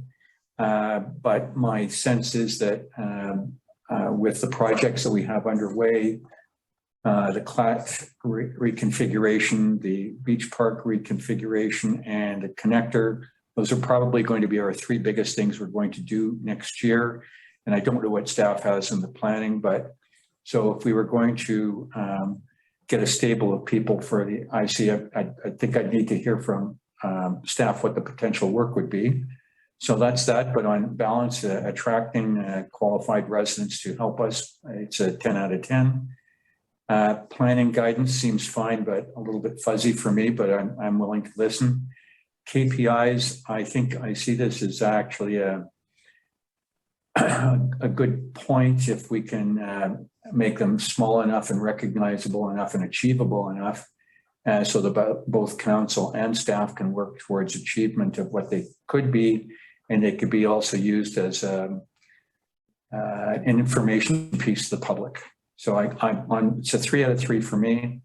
And I'd asked, I can see the CAO is writing away, that this come back in one form or another in the strategy session, and we get a chance to draw more about it. With that said, so relative to Councillor Barmery, you've got 4 out of 4. CAO, would you close on the comments? The only thing I wanted to ask Councillor Barmeyer is if you have sort of looked at the annual reporting, because there are a number of KPIs in there. It might not be exactly what you're thinking of though. Maybe you wanted to drill down on some of that or have different sort of aspects to that information that, you know, I mean, maybe those things themselves raise questions in your mind and how best to address those things so that not only yourself, but others and the public and stuff will have answers to those kinds of questions that you're thinking of. Is that more or less what you're It is, you know, and Peter, just to dig into that one a little bit more, people tend to react to emotions more if they don't have numbers. And so when you have numbers to back up a scenario, it really helps deflate emotions around it. And it creates a more level picture of a situation. And I think in many cases, we fly a little bit blind. So numbers like that could really help. And if the public has access to that and they can see, oh, I hear rumblings about this or that, but let me just check the village KPI, see, you know, if there's any merit to this. I mean, I think it would be a really helpful tool, sort of a first filter to pass through, community grievances and a real understanding of what's actually happening in the nuts and bolts of the administration of the village. Okay, thanks. Thank you. So, you know, when you put up a good suggestion, Councillor Barmeyer, you're basically giving me the opportunity to give you more work to do. And I'm going to do that. So I think these are three good concepts. And between now and the first week of December, if you want to flesh that out more or involve the other council members offline, that's just great, go to it. So if it was more than just kind of pitching at the in the strategy sessions and you had a little more fleshed out substance, that'd be just perfect for everybody. Are you good with that? Yeah, no, thanks everyone. Thanks for the feedback. Thank you very much, everybody. Okay. And Councillor Bain, appreciate it. And I think it would be helpful perhaps to, you know, for staff to provide some preliminary feedback and some thoughts on some of these things as well, things to sort of think about as you sort of move it forward or flesh out the ideas. Yeah, thanks, Peter. Okay, so make the call to the corner office and Councillor Barmeyer. That'd be great. Thank you to staff for assisting the council on that one too. Councillor Abbott, you've got 3 items. Can I have just one further thought on what we just discussed? Back to the strategy session. That's November the 30th, correct? And 1st of December. Two days, 30th and the 1st. Okay. Do we have an idea of what's on the list to be discussed yet? I'm mentally thinking of about 5 different things already. I don't at this point. Well, Councillor Barmeyer just has 3 of them there too. Councillor Abbott, if you've got some well, I've heard you say so far in this meeting, communication strategy, the haul insurance. What else was there? Was the beach fault plan coming to the strategy session? I think there are 2 different things here. The strategy session is the strategy session, but I think haul insurance is a separate council working session, isn't it? Yeah, we're going to pick a date when we get to the end of the agenda. Okay, so we're going to pick a date when we get to the end of the agenda. So, yeah, I'm trying to get these clear in my mind. So the council strategy, the strategic planning session, if we can do that, please, maybe we can get some clarity. Versus the committee of the whole. We can blame Mayor Burr for confusing the names of these meetings. Yeah, can we just change it? He's not around anymore. Well, you know what? Committee of the whole that everyone uses? I tell you what, why don't you make a note and put that forward for the next meeting? Bring it in the next meeting. Call it done. Let me second it for you. Okay, I'll wait till we get to the end of the meeting. Okay, so let's just go back to the key thing here. So for all of the councillors, this is, I mean, for me, on my electronic platform, there's a folder called strategy stuff. And as the CFO knows, I just wing stuff in there, and there's some crazy ideas in there, but I need to air them out. So hopefully your ideas are less crazy. Send them in or have them ready so that we can give it to staff to put some thinking to beforehand. I encourage everybody to do that. Okay. All right, so the secondary suite idea. Your secondary So- suites are up. Thanks. I'm not going to read what's written. I'm assuming that everyone's read it, but I'll kind of jump down through it. There's been some communications in social media and other places for a little while about lack of place for people to rent, chiefly the guys in the fire hall. But when I started to think about it, I'm not only thinking about necessary people part of the fire department. I'm also thinking about someone that works for the village. Potentially, we could include someone that works in the store. Certainly, I think if someone wants to be part of SARS and search and rescue, that is, and this assist them to be able to do that. And the idea was to go back to the secondary suites bylaw and have a look if there's issues with the way we enforce or enact that bylaw that we could that could possibly be deterring people from making their suites available. So when that bylaw first came out, there was anecdotally people thought there was 110 suites in the village. Currently now we have 58 registered, of which only 28. Sorry, I'm trying to remember the math now because there was a bit of a mathematical error in the first assessment. Around, call it 30 of them are actually utilized and pay the secondary suite fee. There's around 13 people that don't because they're occupied by family members, and there's another 11 that just declare their suites is not in use. And as to the other, 50 that, if those anecdotal numbers are right, we don't have any visibility on those at all. The Lions Bay fire rescue guys, a lot of them, and I believe it could be as much as many as 60% of them, are not truly local residents. They come here to do the training and then they move on to other fire departments. So they need a temporary place to stay, and it seems to be becoming an issue for them to find places to stay. So that was one of the groups.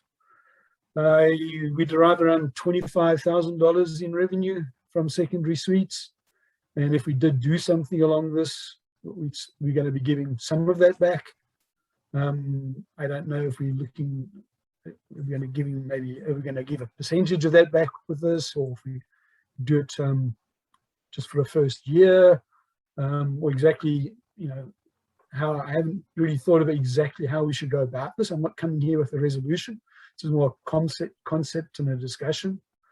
So one of the ideas is, waive fees indefinitely or permanently, as long as the owner can demonstrate that he has a tenant that meets those criteria. And if you did that, maybe, I don't know, half of the $25,000 goes away. I don't know. But you would think at the same time we would get additional people signing up. So if it wasn't 100% waive, and then maybe it was a smaller percentage, we could maybe balance ourselves out. We don't know necessarily what that's going to look like, but we won't know unless we try. The other thought was, what if you gave everyone the first year off if they brought on a new suite, as long as they were going to such renters, and then gave them a reduced fee afterwards. Then there's a thought of that we just try it as a pilot program and see if anyone kind of signs up for it.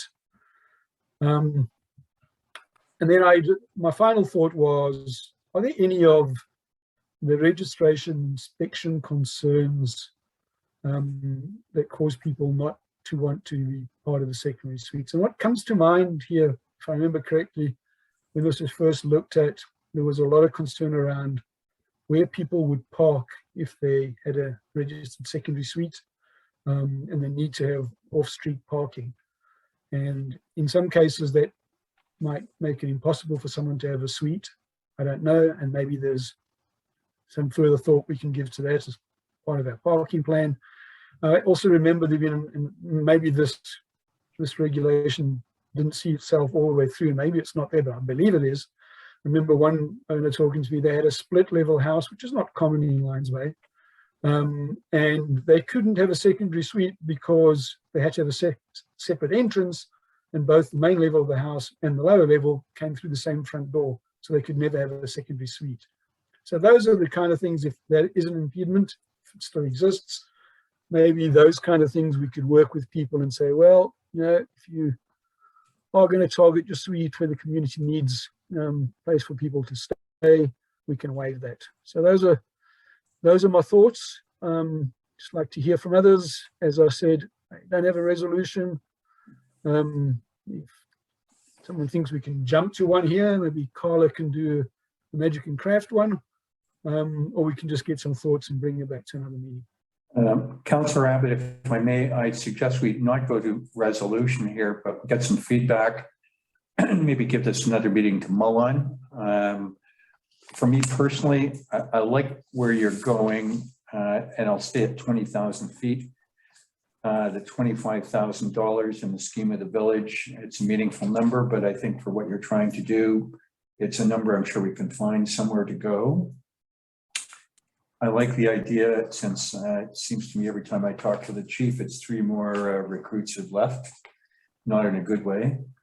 So I kind of get that. And I also see you expanding it to the more obvious essential folks, such as ambulance, search and rescue, and things like that. So good stuff there. And even if we go to our own employees, I get that too. So I think there's a case to be made here and a bunch of stuff. It's kind of my view. I think I'd like to encourage this conversation further. Just as I swing around to the CFO, when does the... Sorry, Ron, could I just interrupt for a second on what you said there? You saying you wouldn't extend it any further than those groups. You wouldn't consider the store, for example, or one of the commercial employers that do provide a service. A store employee is not the same to me as ambulance driver or one of our works crew or stuff. But I mean, if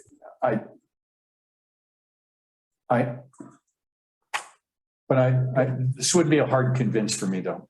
So I'm not a hard yes or no. If I may, CFO, when did this is a utility payment. When's that due again? The bills go out in February. There's an early payment discount on March 31st, but they're actually not due to December 31st. Okay. We would be sending out the bills in February. Okay, so just swinging around, Councillor Abbott. So this is, if we're going to do this, a decision would need to be made in the next 3 months. So I think it's maybe something that we could work. The CFO is just, CAO has just given me a secondary suites pamphlet, which I have to say I haven't seen in a long time. So I'm generally in favor. I think we should noodle this a bit more, but I kind of like the 20,000 foot flavor of this, and I think we should be seeing this before us again. That'd be my view. I'm going to quickly hand it over to the CAO. Your thoughts, Mr. Dutron? Well, there's a few thoughts. As you mentioned, the final bullet that you mentioned, Councillor Abbott, is something that we have been doing for the last few years. We put out a pamphlet and we did some communication work on making sure that people with suites understood what their obligations were, and if they wanted to rent them out, what they needed to do, and if they needed to, if they hadn't yet been approved by the building inspector, then what that process looked like and how we could we basically try to help them, and we streamline the process, and we simply focus on the key safety issues, so that we're trying to help people who want to have rentable suites do so in a way that meets the obligations to address the core safety issues in the building code, as well as try to help them find, if there's an alternative solution to something so it doesn't cost as much. We'll look at that. So we've been doing that for the last few years, and having a good deal of success in getting people to have approved suites on our list. I think that the number of 110 is something that was never substantiated and was, you know, more or less conjecture. So I don't know that that's really a baseline that we should be looking to. There are some that are also in progress right now as we speak. So the number is actually higher than 58 in terms of in terms of approved or in progress. But in terms of the sort of the opportunity and who this could potentially be open to, I think that that needs to be given some careful thought. It could be very difficult to track employment. There could be privacy issues with respect to that.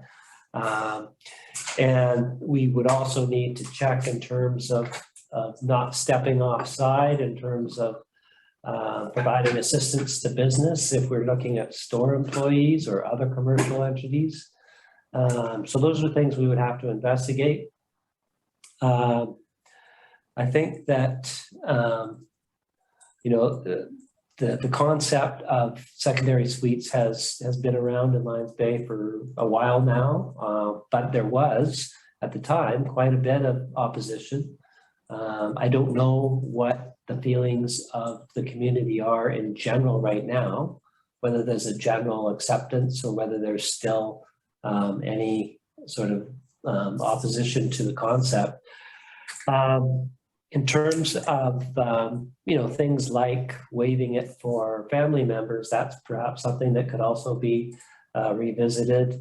But as a concept in terms of perhaps providing incentives for people to rent to firefighters, I think that's a good idea. So I think there's opportunity here, but I think that there's a lot of information that still needs to be fleshed out in terms of developing the idea and seeing where it can go and what sort of challenges or issues we might encounter and how to perhaps design something like that.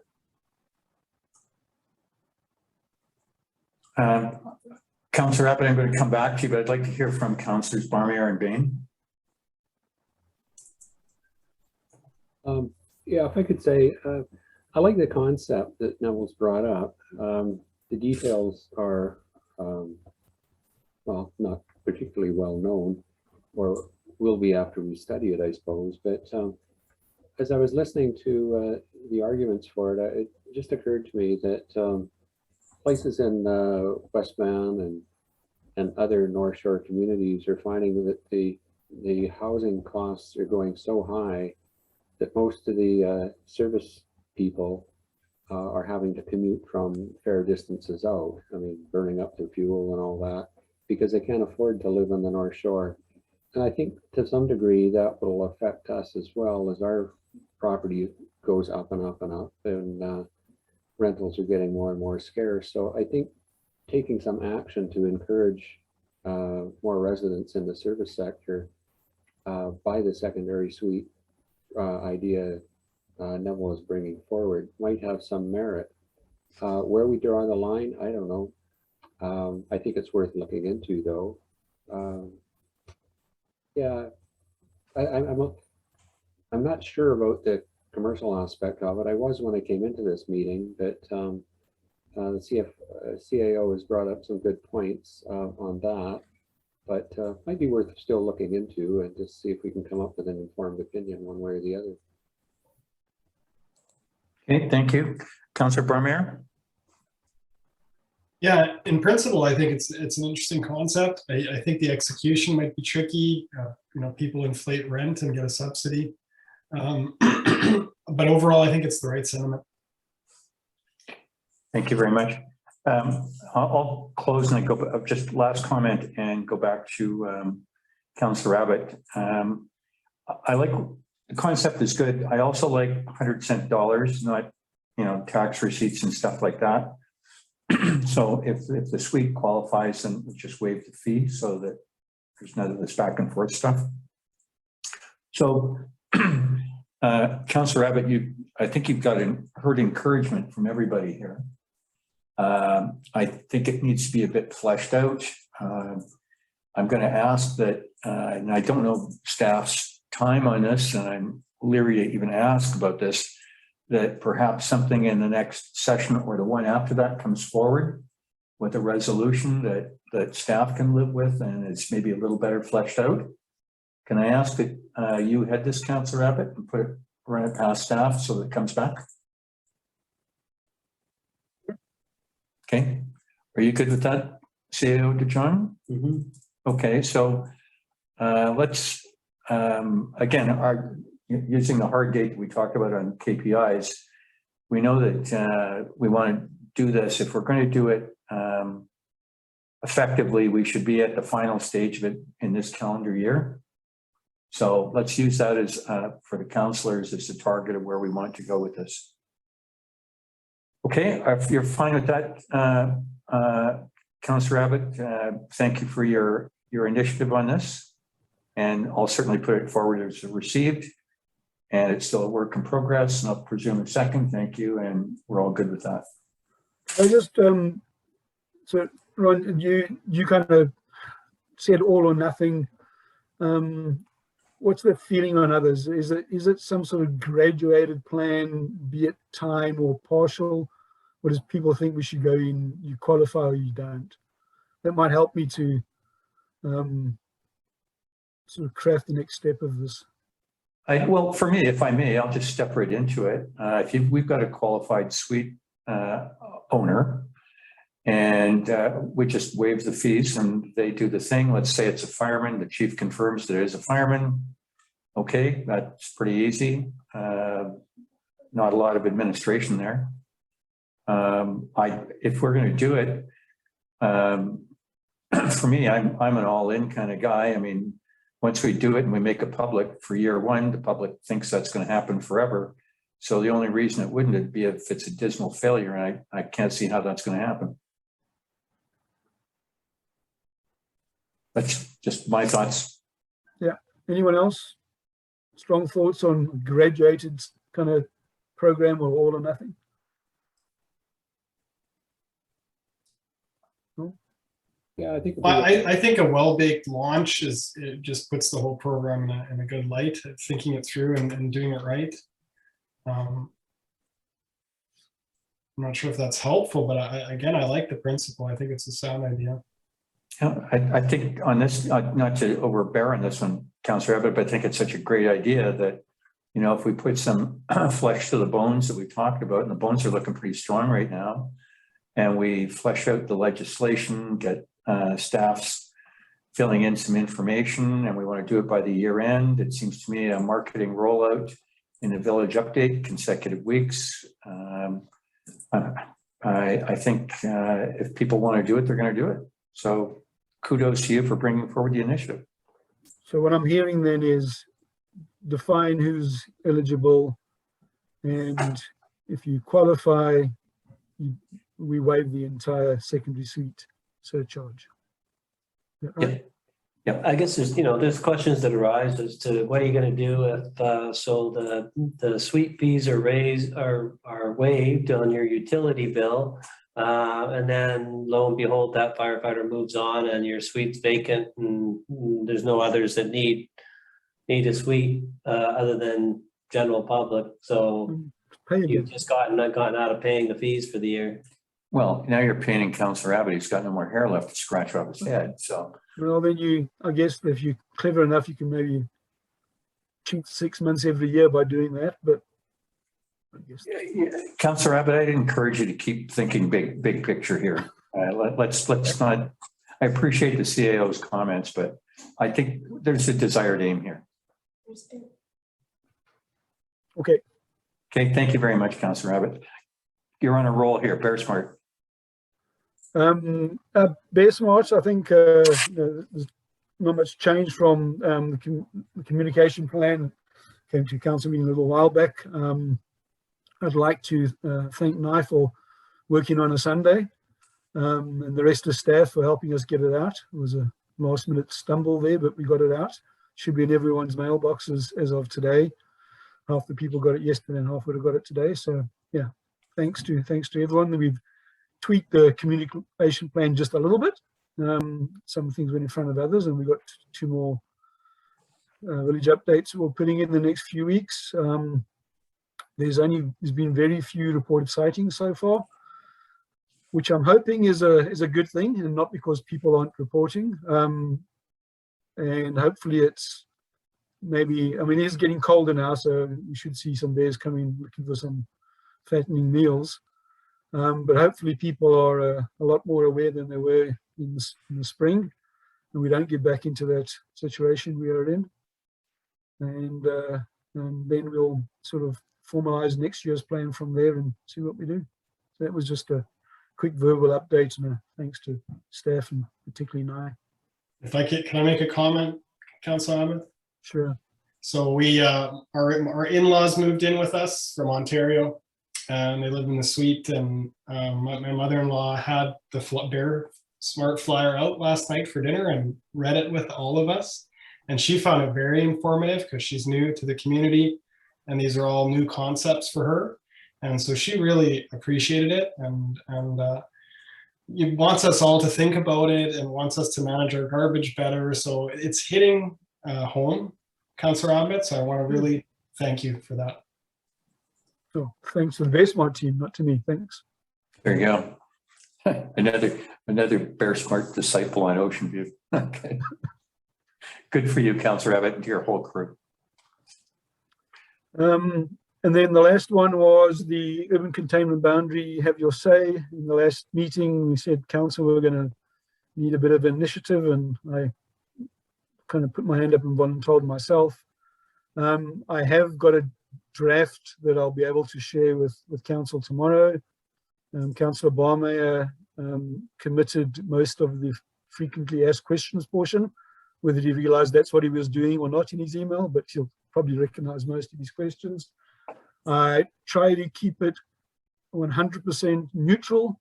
I used the words that are in Metro's plans as much as I could, and didn't editorialize. There might be a little bit, but certainly tried not to, other than to make it flow. So we'll kick that around council tomorrow, and if that's what everyone thinks, or give me some feedback. It's just a Word document for now. It's not formatted or in any presentation form. It's just words, and then hopefully once we're happy with it, then we'll move it on with staff and others, and hopefully get it out in the next few weeks. Thank you very much to both of the councillors for that, and I look forward to seeing that. Let's use our new term, our personal KPIs. Let's move the product here as quickly as we can, so that Councillor Abbott can get it to staff for the final vet and out to the community as soon as possible. Thank you very much, Councillor Abbott. Okay, thank you very much, everybody. So we're on to the committees, and I'll be quick on the 50th anniversary. The update, I think within your package is the latest, the minutes, which seems like yesterday, but they were for the 21st. I will be in touch with them tomorrow on the news on the t-shirts. Where they are now, and this is still a working plan, but the aim would be that for Sunday the 17th, 2 to 4, the event would be at the beach park, and that there would be a celebratory cake. The idea of food trucks was explored, and a variety of other angles to the venue, if you will. But the primary piece seems to be recognize that we are part of the biosphere, some of the background. There'll be some brief speakers and some lengthier ones telling what it took to get here and why we're here and what the future may look like. I think it may not be the 50th anniversary committee, it may be another group that I would second to do this. I'd like to see us do either a meaningful plaque or a kiosk, if it's a kiosk being a big cylinder, with an information piece, but there's a lot of pride here. It happened in our 50th year. So, the things are coming together for me on this one. So that's it for them right at this minute. They will have their event before we convene again. So I've taken notes as I did when I asked the CAO about the Halloween event. So I'll be asking the chair to ensure that all the protocols are in place and that they forward that to the staff for their green light before the event goes ahead. Any questions? There being none. Moving on. Councillor Barmer, you're up on the Climate Action Committee recommendations. Thank you, Mayor McLaughlin. Councillor Cunliffe sends her regrets as chair, and I'm going to try and do my best to walk through these recommendations from the Climate Action Committee. The first one being a call for a new member, and it's we've had a member a step away from council. It's a very positive story dealing with positive family development, and so a position has opened up on the committee. We had a resident participant express interest in joining the committee, and I want to apologize that it's taken us this long to get this call for a new member out. There's a formal step that has to take place, and the recommendation coming from the Climate Action Committee in this regard is that the Climate Action Committee recommend to council that council direct staff to publish a call for a new Climate Action Committee member in the village update. Good. I'll second that motion. Discussion? None. Okay, if we're all in favor then. Wait, Norma, is the Climate Action Committee going to draft something for staff? Or we can recycle what we have. No, it was. Let's recycle what we have. Yeah, it was meant to be a relatively informal exercise. I think we've, yeah, to that point, I'm not sure, Peter, if you can make a comment there. Carla can go back and revisit the one that we put out initially and just tweak it and put it out again. Okay. Yeah, we normally just call for volunteers and then refer them to the terms of reference, and they can submit their interest, and then it gets brought back to council to appoint whoever they choose. Okay. So if we did that on this Friday, Carla, that'd be fine. So if we did it for Friday, allowed for 10 days for response, then it could come back at the next council meeting, if that works for you, Councillor Barmer. I don't know if there's real urgency to garnering interest. It might be worth publishing it once or twice, but yeah, if that's the typical approach, I'm comfortable with that.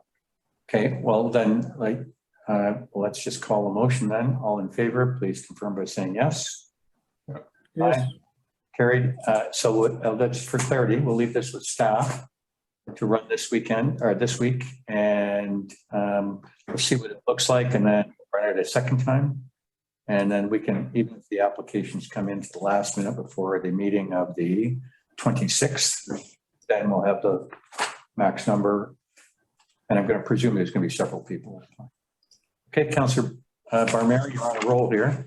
Okay, the next piece coming from the Climate Action Committee is a recommendation to council on a green purchasing policy. And it really is just a fine tuning of the existing policy to add some language around green procurement concepts. Christina, one of the Climate Action Committee members, put together a fairly lengthy report and a request for decision. So I'm hoping that we've had a chance to look over that. But the recommendation is a simple one, and I'd like to put it forward. And the recommendation reads as follows. Sorry, I have to navigate this quickly. Give me a second.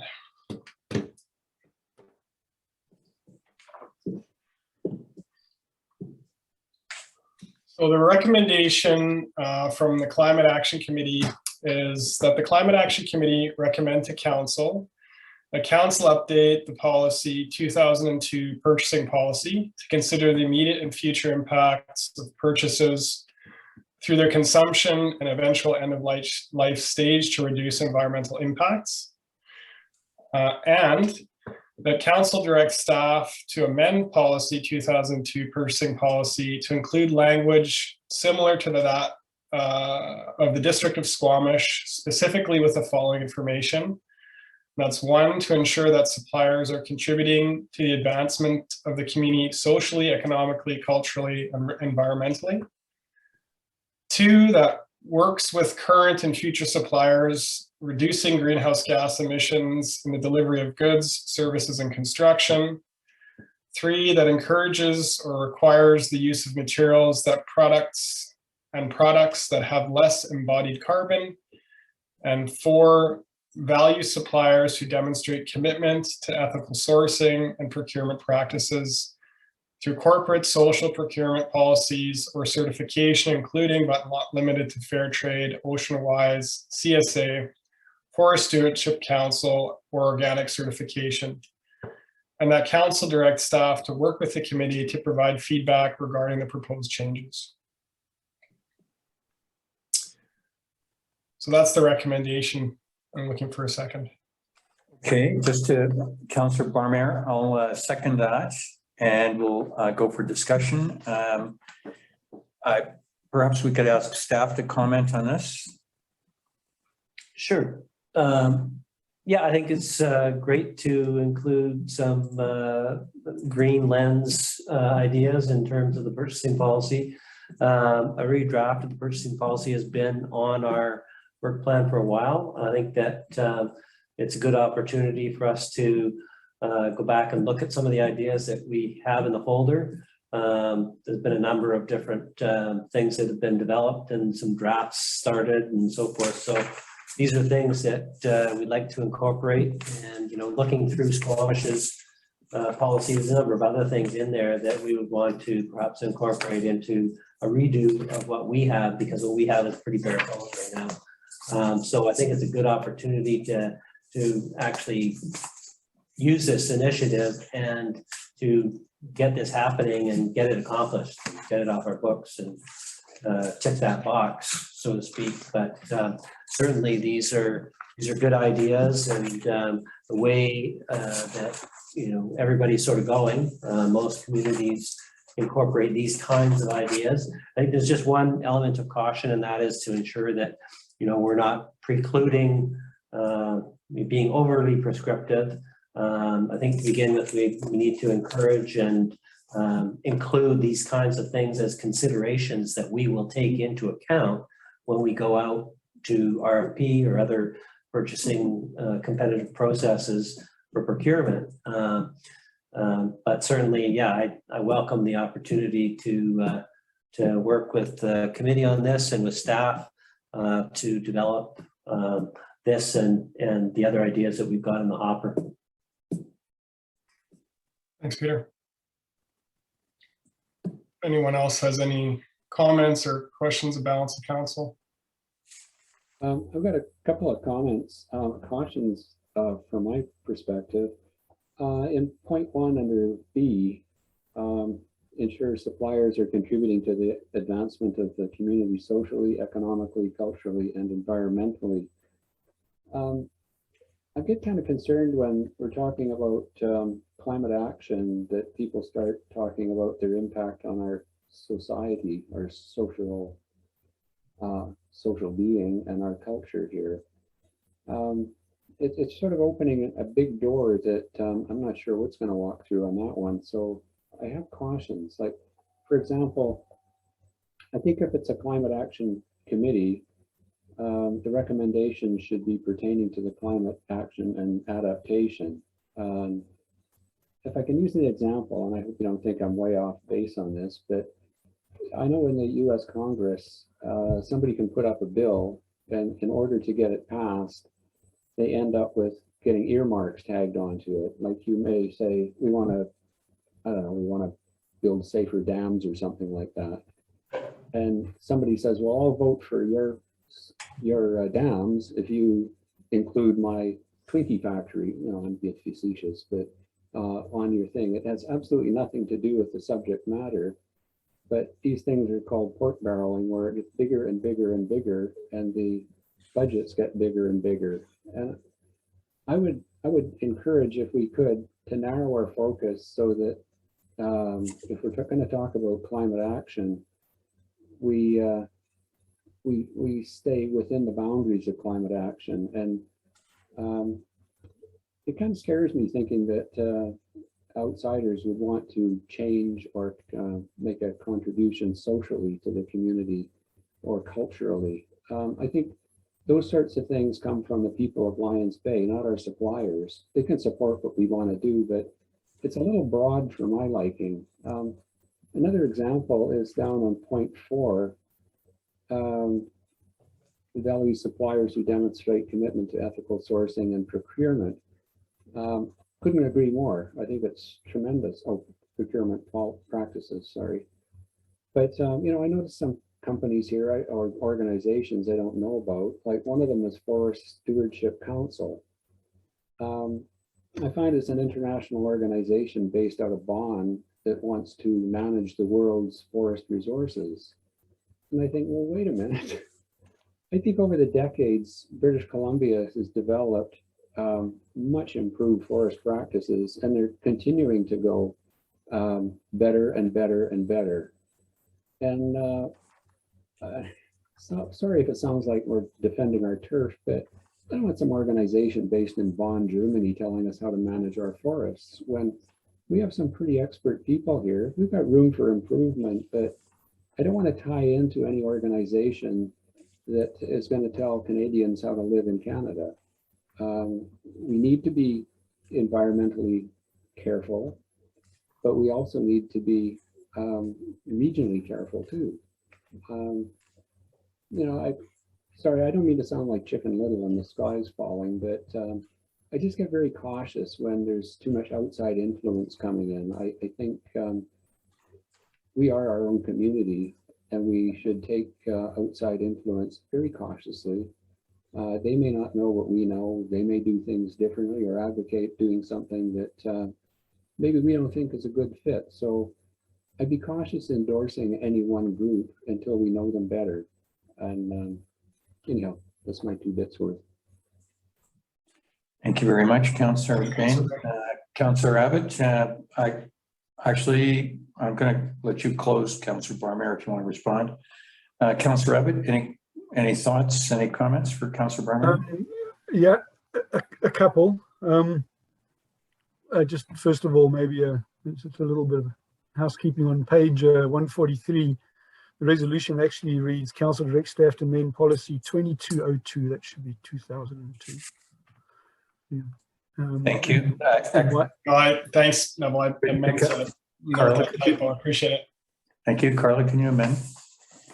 And while I'm at it, the reference to the bylaw, the OCP considerations bylaw, we should probably reference 408, even though this is when 420 is when this happened. 408 is the only OCP bylaw on our website, and that's the amalgamated one. So probably, anyway, those 2 things aside, I've never wasn't thinking about it when I was reading this earlier, but I very much agree with Fred. I think environmental groups often do themselves a disservice when they start going into sort of more other sort of social considerations. I think if environmental groups focused on their key goal, they would probably find they're less likely to lose supporters when they go into other areas that are maybe a little more contentious. Social issues should be dealt with by social groups and enforced that way, because they can keep a narrow focus on it in the same way social groups focus on a social issue, try not to solve all the other world's woes. So I do agree with Fred from that point of view. I think the Climate Action Committee, regardless of their political bent on other issues, should really focus on the climate action part of it. So I think that's good advice. I didn't know anything about the Forest Stewardship Council, but I think these are good points as well. Don't be prescriptive to organizations that maybe are a good organization, well-intended, and maybe best practices somewhere else in the world or somewhere else. So I think those are 2 good points. Fred made, and otherwise I'm definitely in support of having a green lens. Oh, I did have one other comment. I put in my notes here that this should be simple. We can simply add these points 1 through 5 with potentially an amendment based on what Fred said earlier. Sorry, 1 through 4 to our existing communications policy and not rewrite the whole policy. And that's what I wrote down yesterday. And then Peter said, well, we need to update the policy anyway. So I just hope that Peter doesn't slide into something bigger than it needs to be, because I think get this green lens on the thing now. And if it is a bigger task, the other effort, then maybe it's a separate task that happens afterwards. And for now, just bolt on this green lens, because I think the sooner we get the green lens bolted on, the better. Appreciate the feedback, Councillor Bain and Councillor Abbott, and appreciate the support, Peter, and taking this on and recognizing that it's something we want to do. So the beauty of the feedback from council is that we can get input and think about these things. So, you know, all the comments are valuable and appreciate it. Councillor McLaughlin or Mayor McLaughlin, I'm not sure if you want to close this or if you have any more comments. Thank you very much. Yes, I think in our hearts, these are the 4 points are excellent. Having attended your CAC meetings, this is a cooperative group. I know that they are cooperative with staff. It's always nice that things happen sooner rather than later, but I see this as a work in progress. This is good legislation. It's more than feel good, it's actual good. So I think if we're staying within the bailiwick that we are, and this largely deal with suppliers, I think this is fine. So those would be my comments, and thank you to the CAC for their hard work in getting it this far. I'll call the motion now. And those for, please confirm by saying yes, and those opposed, nay. Aye. Yes. Yep. Thank you. Congratulations, Councillor Barmera. Oh, thanks, folks. Okay, there's only 2 more to get through here. Might I suggest you start with D? Okay, sure. We'll just, okay, to Mayor McLaughlin's recommendation, I'll start with D. And that is, as it relates to the CLAT building, there is an interest to just have a look over the scope of the exercise and whether there's any opportunities at all to apply a green lens or potentially some synergy with other grants. So the recommendation coming from the Climate Action Committee is that the Climate Action Committee recommends to Council that Council direct staff to provide the Climate Action Committee with the grant application for the CLAT building upgrades for the purpose of investigating synergies with green building upgrades and concurrent grant opportunities.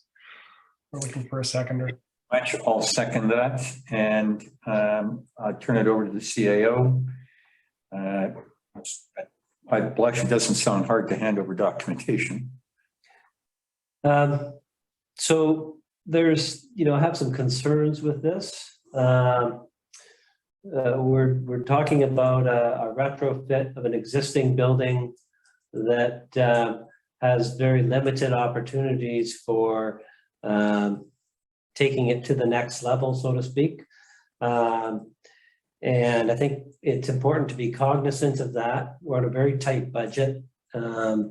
As it is, we'll probably be relying on in-kind labor to some extent from volunteers. So that's the kind of tightness I'm talking about. We do intend to look at putting in a heat pump as a means, and obviously LED lights and things that are obvious and things that can be easily achieved. Certainly we'll do whatever we can, but I'm concerned about sort of opening Pandora's box to look for things that would require more or less a big rethink on the project. And I think that it would be better to concentrate efforts on those kinds of things in respect of, for example, the grant that we looked at earlier in the meeting with respect to the hall, and pursuing those kinds of things where we can actually have some potential wins I think that the opportunities here are limited, and as well, it's 100% grant already. So anything, you know, other grant opportunities aren't going to sort of save us any money, where it would just come off the existing grant. So we can't pile on top of the 100%. So I think that, you know, recognizing that, you know, we're basically expanding the fire truck bay in the bottom and creating a bit more room for the firefighters to get ready and to store their turnout gear and their equipment and so forth, and not be bumping into each other, and have room for the tanks to get refilled when they have to, and all that kind of stuff. And on top, we're just basically expanding that area up top for EOC and concurrent uses by ESS and SAR. So, you know, obviously trying to do things like providing for, you know, aspects of light, helping to light up a room instead of relying on electricity, and things that an architect can take into consideration. There's a number of wiring things that we want to be looking at for EOC purposes, and how best to set up the room for multi-purpose functions and that kind of thing. But it's not a building that is conducive to putting solar panels on the roof, and the you know, the net benefit of trying to do that in that building is going to be, I think, very difficult and challenging, and not something that I think we should expend a great deal of time and effort on. I think we're going to be challenged enough as is, trying to do it within the budget that we have, and making it all work. If I may, Councillor Barmeyer, before we go back to you. I understand we've got the grant for $499 or thereabouts, and it was based on the grant that we submitted for $499. If after the fact the village needed or desired to spend more, could they? Oh yeah.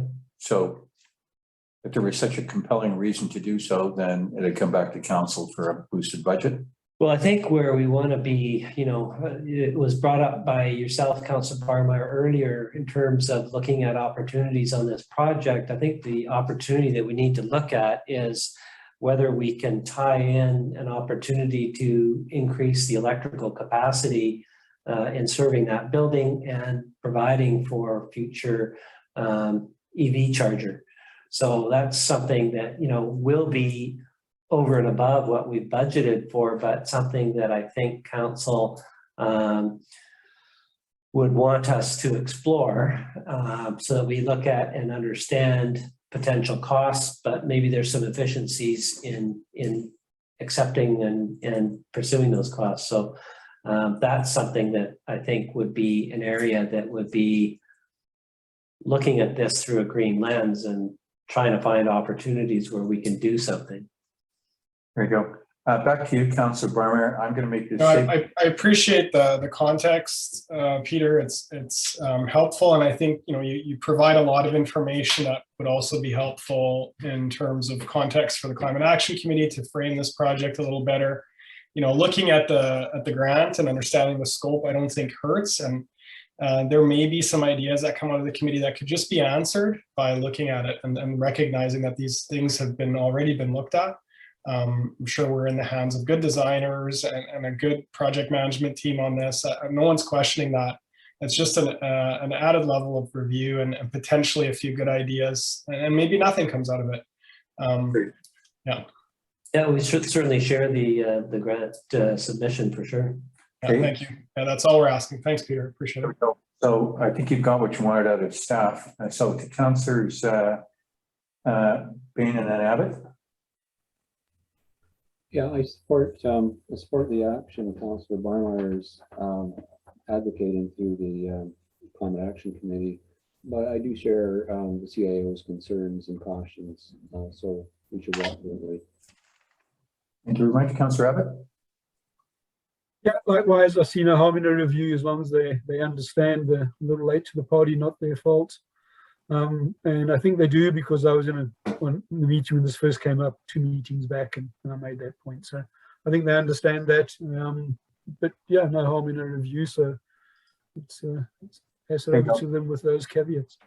Thank you very much. And let me close then, Councillor Barmer. I too encourage your committee to do this. I'm glad staff's aligned with it. They've given you the lay of the land with the antiquity of the building. But I know your folks are sharp in terms of what the green lens looks like. So I'm not shy. If you come back with something that costs more than the $4.99, don't be shy about that either. Maybe it's something council wants to think about. Yeah, appreciate that. Thank you. Thank you very much. So can we, I guess I'll call the motion. All those in favor, confirm by saying yes, opposed no. Aye. Yes. Good, carried. Thank you. Councillor Vermeer held off on C because it seemed a little fuzzy to me. Yeah, well, you know, the problem is this council package is so big. I keep flipping back and forth, and I'm trying to find. I couldn't find it. Do you want to hold this to the next meeting? Well, and given the timing of this council strategy session, I don't think it would hurt. And I think it's, you know, it's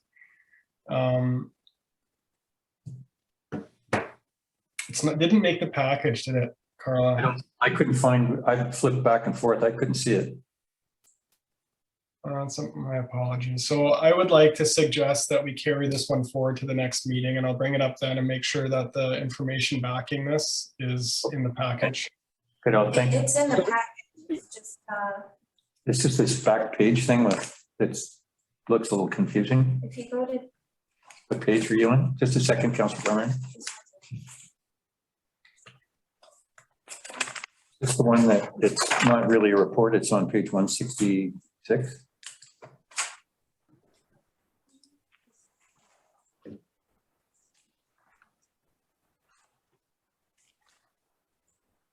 Yeah, that's the piece that goes along with it. So, All right, I'm gonna suggest that for an open-ended commitment like this, you have to flesh it out a little more.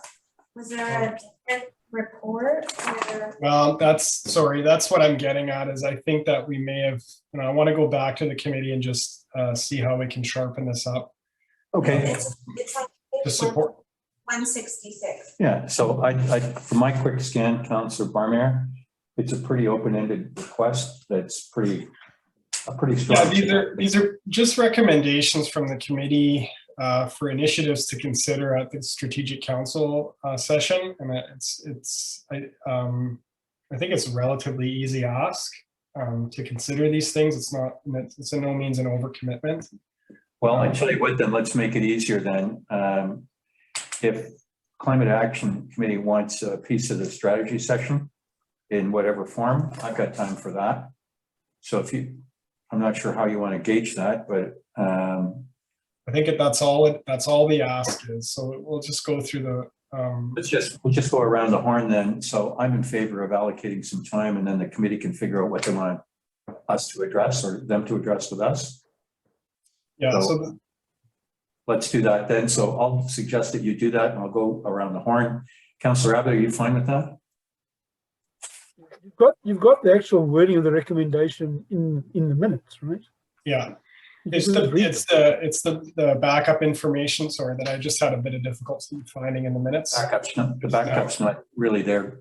Yeah. No, it's there. It's page 166, and what they're asking is that you receive that 2-page report and that you provide direction to the committee outlining the commitments outlined in the report, which is the 2-page kind of letter. The resolution to read is on page 141.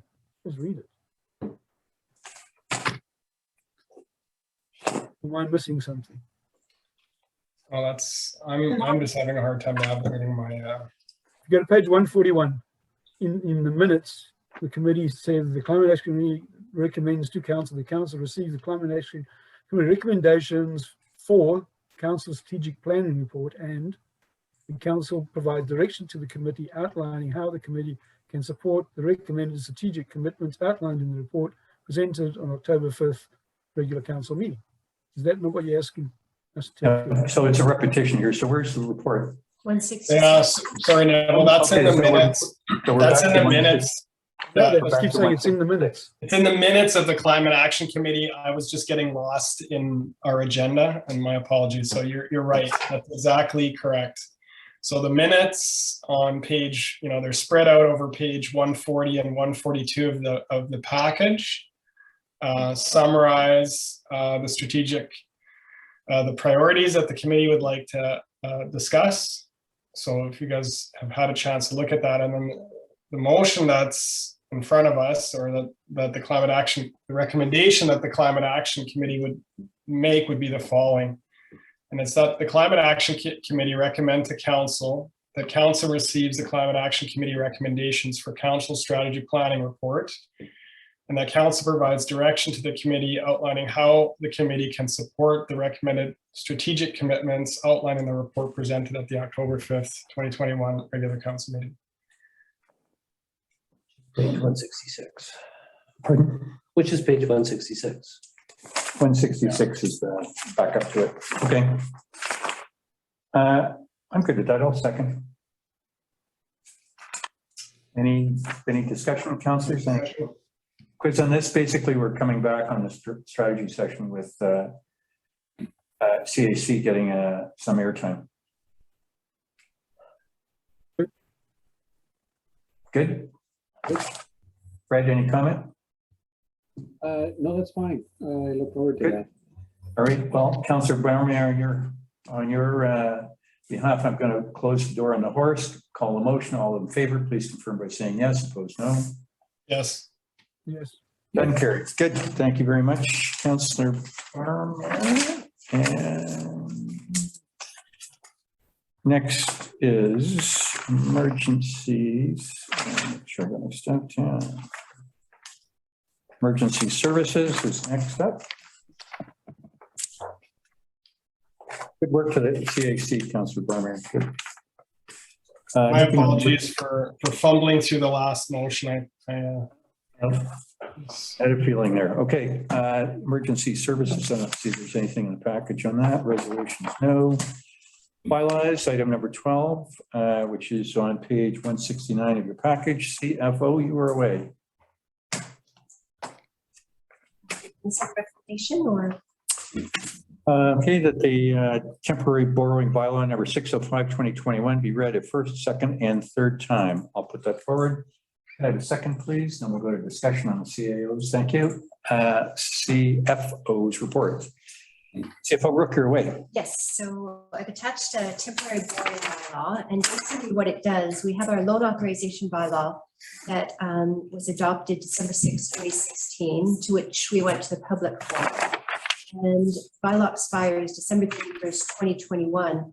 However, the community charter has a provision that any portion that hasn't been used for long-term borrowing, you can transfer to a temporary, essentially transfer to a temporary borrowing bylaw. So you continue to be allowed to borrow the money, and the balance remaining is $1,939,100. This is actually quite a common practice. I discussed it with the Municipal Finance Authority. The only difference is most municipalities who do this, and a majority do it, apparently they do it right after they do the loan authorization bylaw, which I wasn't aware of. You adopt the loan authorization bylaw, and then at the next meeting, you adopt your temporary borrowing bylaw to cover you off if you aren't able to borrow all the money within 5 years. There's nothing wrong with the way we're doing it as well. It's just you just have to do it before it expires.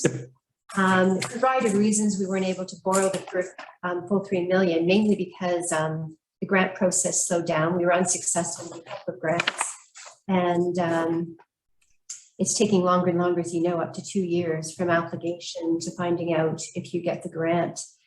The other thing is our 5-year plan has always sort of assumed we'd borrow the $3 million. So we are relying on the balance of that borrowing to help fund our critical infrastructure. And how it would work at this point, if you adopt, have the 3 readings of bylaw and then adopt, it just allows us to continue to borrow against the money. But if then when we do our budget and our long-term plan and we determine that we would like to borrow this money, when we're successful with another grant, then we have a couple of options. We could go into a short-term loan directly with the MFA. And then until we find out exactly how much everything's going to cost, and then we transfer it into long-term borrowing. But I've also found out you can go directly to long-term borrowing as well. And that's the way we've done our borrowing before. We do it with the Regional District Metro Vancouver, and they have 2 offerings a year. And under any scenario, once we've adopted a temporary borrowing bylaw, we still have to go back to council when it's time to borrow. We would still need the norm process, a resolution, and like I say, either go with short-term borrowing with the MFA or long-term borrowing through the MFA, but through our regional district. It's a little bit confusing, but yeah, if there's any questions. Councillor Abbott? Yeah, I've just got one, Pam, or maybe you and I kind of read this several times. So on page 176, we have these 3 categories of how we got to the $3 million. Can we move things between those categories depending on how we get the grant, and one costs more and one costs less? Are you with me? Yes. I'm not sure if we can. Because it hasn't exactly played out that way, and it's not likely to. But does that mean, you know, we're going to have up some of this money left out, tied up in one area, and we can't use it in another?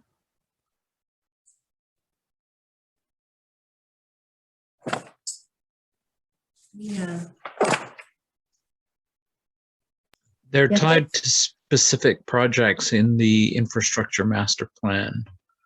Correct. No. So But now as- we haven't done those specific projects for those specific dollar values. But that does that mean There hasn't been a grant for some of those projects. The intent is to still carry on with that infrastructure master plan list and apply for grants as they come up for those specific projects. If I look at the last one, because that's the obvious one, prioritize road and bridge repairs, including rehabilitation of fatigue asphalt, for example, $139,258 for that. So if we either didn't do that work or got a grant for that work and only needed, you know, 20% of that, can we take the balance of the money and spend it on one of the items on the top list? This is what I'm asking. Do we have flexibility to move it around, or does that somehow? Not sure we do, because it's a description of a project with a dollar amount. I mean, this was a unique loan authorization bylaw. It's usually specific to one project, and we were able to get the ministry to agree with, you know, a broad scope of projects here, but we did have to apply a dollar value to it. And you say there's a big spreadsheet that attached to this. It didn't form part of the bylaw, but when we brought this bylaw, and it links to specific projects. And to answer your question, I'm not sure we could. Yeah. So then the follow-up question is, and this is where I'm going with this, we really need to understand how we're tracking against each of those 3 values. And we may not be able to spend the full 3 million in the end of the day, correct? There's a possibility of that, yes. So I don't know how much work there is now, but not now, obviously. Maybe we should just be looking at, you know, what we have spent on each of those 3 areas. Yeah, I mean, that would be fairly easy. It's just applying the 2 grants that we have, the 2 borrowings that we've done, and just we could do that, the public works manager, quite easily, and see which bucket of money has been drawn down for that. Well, I think the Harvey tank would be bucket number 2, and the PRVs would be bucket number 1. So pretty straightforward, I think.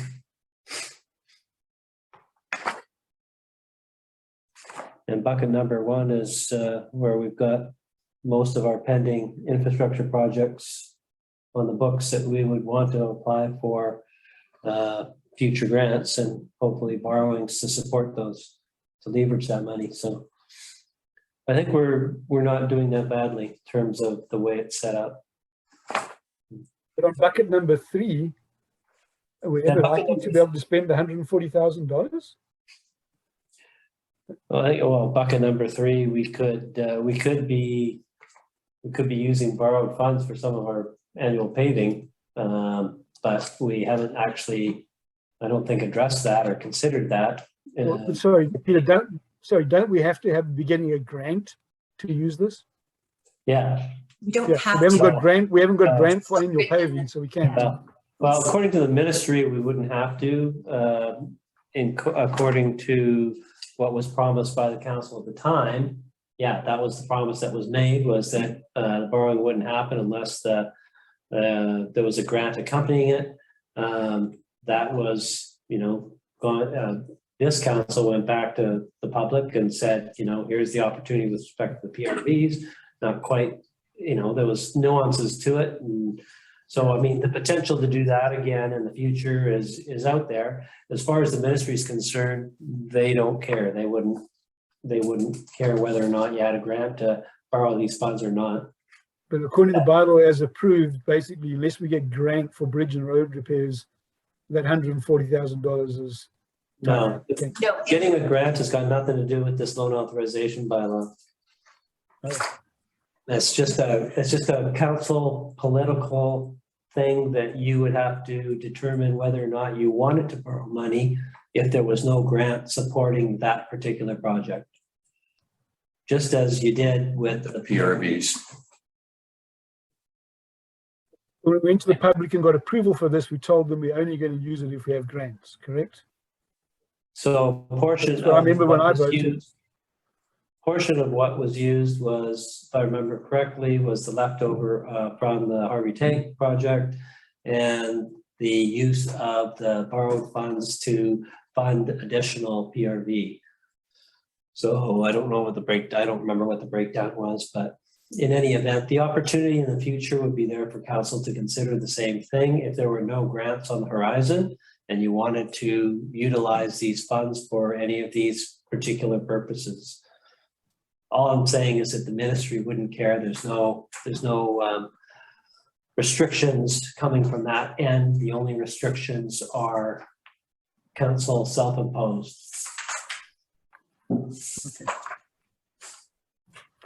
Thank you very much. Okay. Thanks. Do you have a different point, Councillor Abbott? No, I said thanks. Good. Councillor Bain, Councillor Barmere, any comments? No comments. I'm just kind of wondering why we're doing 3 readings all at once again. Is there a deadline that has to be met? which just has to be adopted before December 6th. Oh, okay. So it's more for efficiency that you're putting all 3 together then? Is that correct? I'm going to suggest yes. Yes. Okay, thanks. Thank you. Councillor Barmere, any questions? No, Okay. no, it's Okay. I mean, I thank you very much, CFO Rook. I mean, the quick read of this is that other than the points that Councillor Abbott made and staff responded to, the piece for me is that, in reality, the number is the number. There is no change. We're here because of the drop dead date. And as with me, for the CFO, the fact that other communities and other councils then pass resolutions the following meetings for exactly this stuff, so they don't face this again, rather resonates with me. So I think I have no further questions. I will call a motion. All those in favor of the 3 readings, please confirm by saying yes. Those opposed, no, please. Yes. aye. Councillor Abbott, if you a yes? Yes. Thank you, passed. Thank you very much, CFO.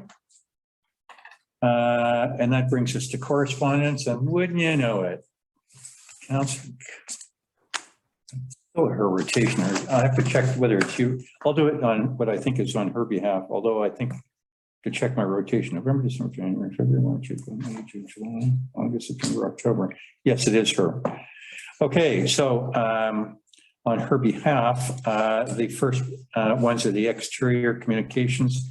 So as I've said, we'll do this as a consent deal. I have nothing I want to remove, so I'll put forward that these first number of items from exterior correspondence are received unless somebody wants to pull one out.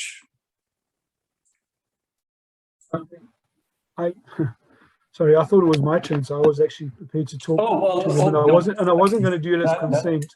Not a chance, because I'm going to finish in the next 20 seconds. So let me just see what I was going to bring up, and then I'll tell you whether I want to pull. Okay. For you other councillors, observe that you're fighting to do correspondence now in this regime.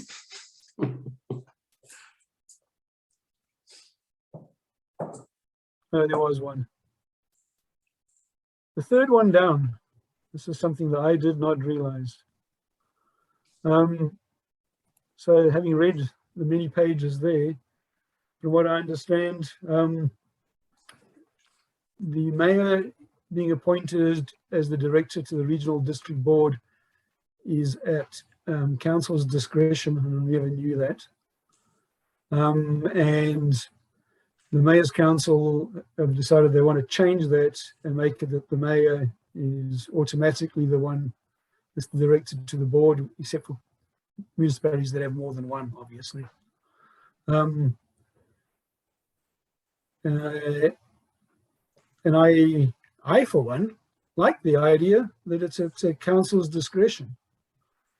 So the ask is that staff report back what the council's opinion is, and I think we should have a discussion, because I, for one, like the idea that the council gets to decide who goes. I don't know what you do in places like Bowen Island where the mayor doesn't leave the island. They have a little option. Anyway, so maybe open discussion for anyone else. I don't know if everyone else read it. It was a fair bit to read through. If I may, Councillor Barmer, when this came to Metro, oddly enough, none of the mayors asked any questions, as you would guess, but some of the councillors who are also directors acting on behalf did. Quite frankly, it was hard to figure out where this recommendation came from.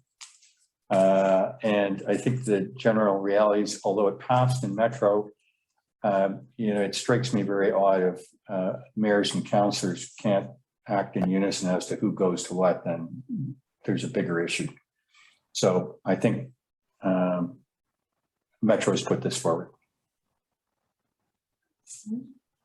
Sorry. Is it from the city of Langley? Well, I can, the next time I'm talking to councillors, I'm quite happy to talk to you about the situation in the city of Langley, which would be one of the ones where the mayor and council are not the friendliest. But there is an ask that, and it seemed to me that the ask is that our staff report back to Metro whether we as a group believe we should support this or not. Or did I misread that? In which case, what do we think?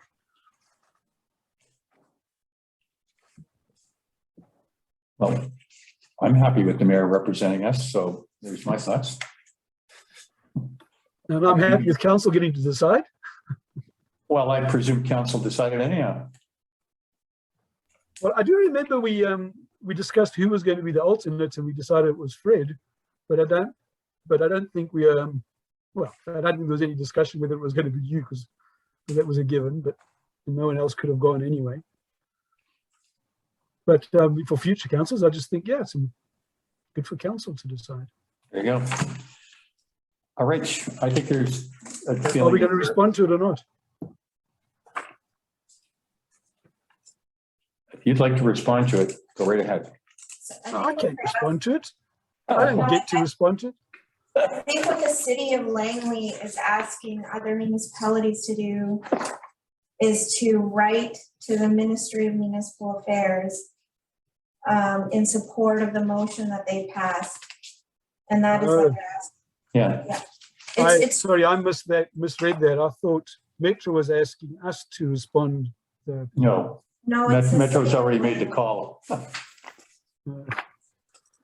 All right, Dawn. All right, so that's not being pulled out. So you want to receive the externals, Councillor Abbott? Just checking city of Waddington. Receive.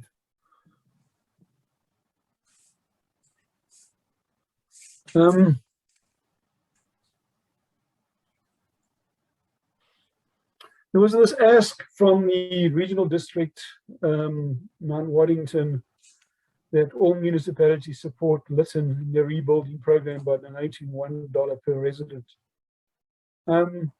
can we bring that to the budget table for a question for our budgeting session? Do we want to help Lytton out with $1,300 and be neighborly? Get to the budget table. Okay, done. You can when it gets there if you don't like it. All right. You That know was what? There's nothing wrong with doing this kind of stuff. You know, I think on one of the Metro board that I sit on, which involves our rental properties, did the municipalities want to contribute another $1? It's, in the bigger picture, doing the right thing never hurts. So CFO has already written it down. It's on the next budget discussion. Okay. Good. And then in resident correspondence, I did try to do some research on Hugo van Hoogstraten's question then, as best I can make out, that was endorsed. If I may, it was endorsed and I've written to Hugo. And I apologize, you didn't copy Carla when I did that. But No, you did. I just, it will be added to the next agenda as correspondence. okay, so it's done, Councillor. You could have saved 15 minutes in my life there, and I tried to find it. I truly had nothing to do, and it took me 15 minutes to find it in the 300 resolutions. Okay. Of which one of the resolutions was that there's too many resolutions? Yeah. Okay, so we're done with resident correspondence. Thank you. Councillor Abbott, that's probably the fastest one you've ever done. There we go. Thank you very much. New business. Everybody break out their calendars for the all insurance piece. Suggested dates, CAO. I would suggest perhaps the 19th of October, or alternatively November 2nd. Everybody, the 19th or November the 2nd. I'll go with the 19th. I'm good either day. I'm going to suggest, I'll say yes for Jamie. There you go. So Councillor Bain, Councillor Farmier, the 19th, or it's the 19th or the 2nd. Okay. I think with this much lead, I'm flexible enough for either, I would think. Okay. Yeah, I'll be pale on the 19th and tanned on the 2nd. So 19th it is. What time? What time of day? Night, 7 p.m. 7 p.m. I'm okay if you want to do it a little earlier. Working from home and flexible these days. 6? 6, 5. 5. 3? How about we leave it, the staff circulate 5, 6, or 7 and get a consensus, and that way Jamie can be in on it too.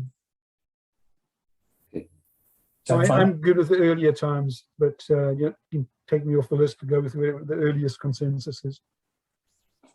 Yeah. Which day of the week Check is with it? Jamie. Or do you want me to check with Jamie when I'm checking with her about the other one? Oh, okay, let's leave it with you, Councillor Abbott. That's fine. So if you do could both send those that, meetings. so if you could do that, and But everyone on the call here is happy to do an earliest time session, correct? okay, if it worked, well, she's That got was a couple that weeks was to a make it. question. It's the Perfect. 19th, Fred. Yeah, but which day of the week is it? Tuesday. It's Tuesday. Tuesday. Tuesday? Okay. Thanks. Okay, thank you very much. So we'll leave that with you, Councillor Abbott, and ultimately to Carla to send the invite, please. Thank you. Yes. And that concludes new business. And the last one is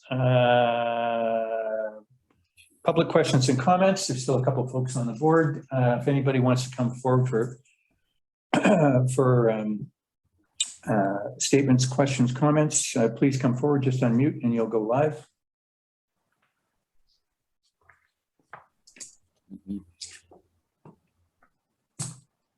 Nobody's coming forward, so the counselors don't sign off just yet. Nobody's coming forward, so we will say goodbye to the public. There was an item that I missed in the closed section, so I'm going to, I know we won't be reporting out on the item we're going to talk about. So we will close the public session and go to a new in-camera section, and the proposed topic for discussion in the absence of the public. Would correspondence fit the bill, CAO? Correspondence would be the topic. And that the meeting be closed to the public on the basis of matters to be considered under the following sections of the community charter. And my cheat sheet is here. It's section 90, subsection 1, subsection M, which is largely freedom of information related. Excuse me. Council does not anticipate reconvening the open meeting for any purpose other than to adjourn the meeting generally and report out if applicable. Councilors, can you confirm that's an acceptable format to go into closed? Thank you. Yes. Thank you. We'll say goodbye to the public now. Is it a different link or are we staying on this? Just stay here. Just stay here. Just stay.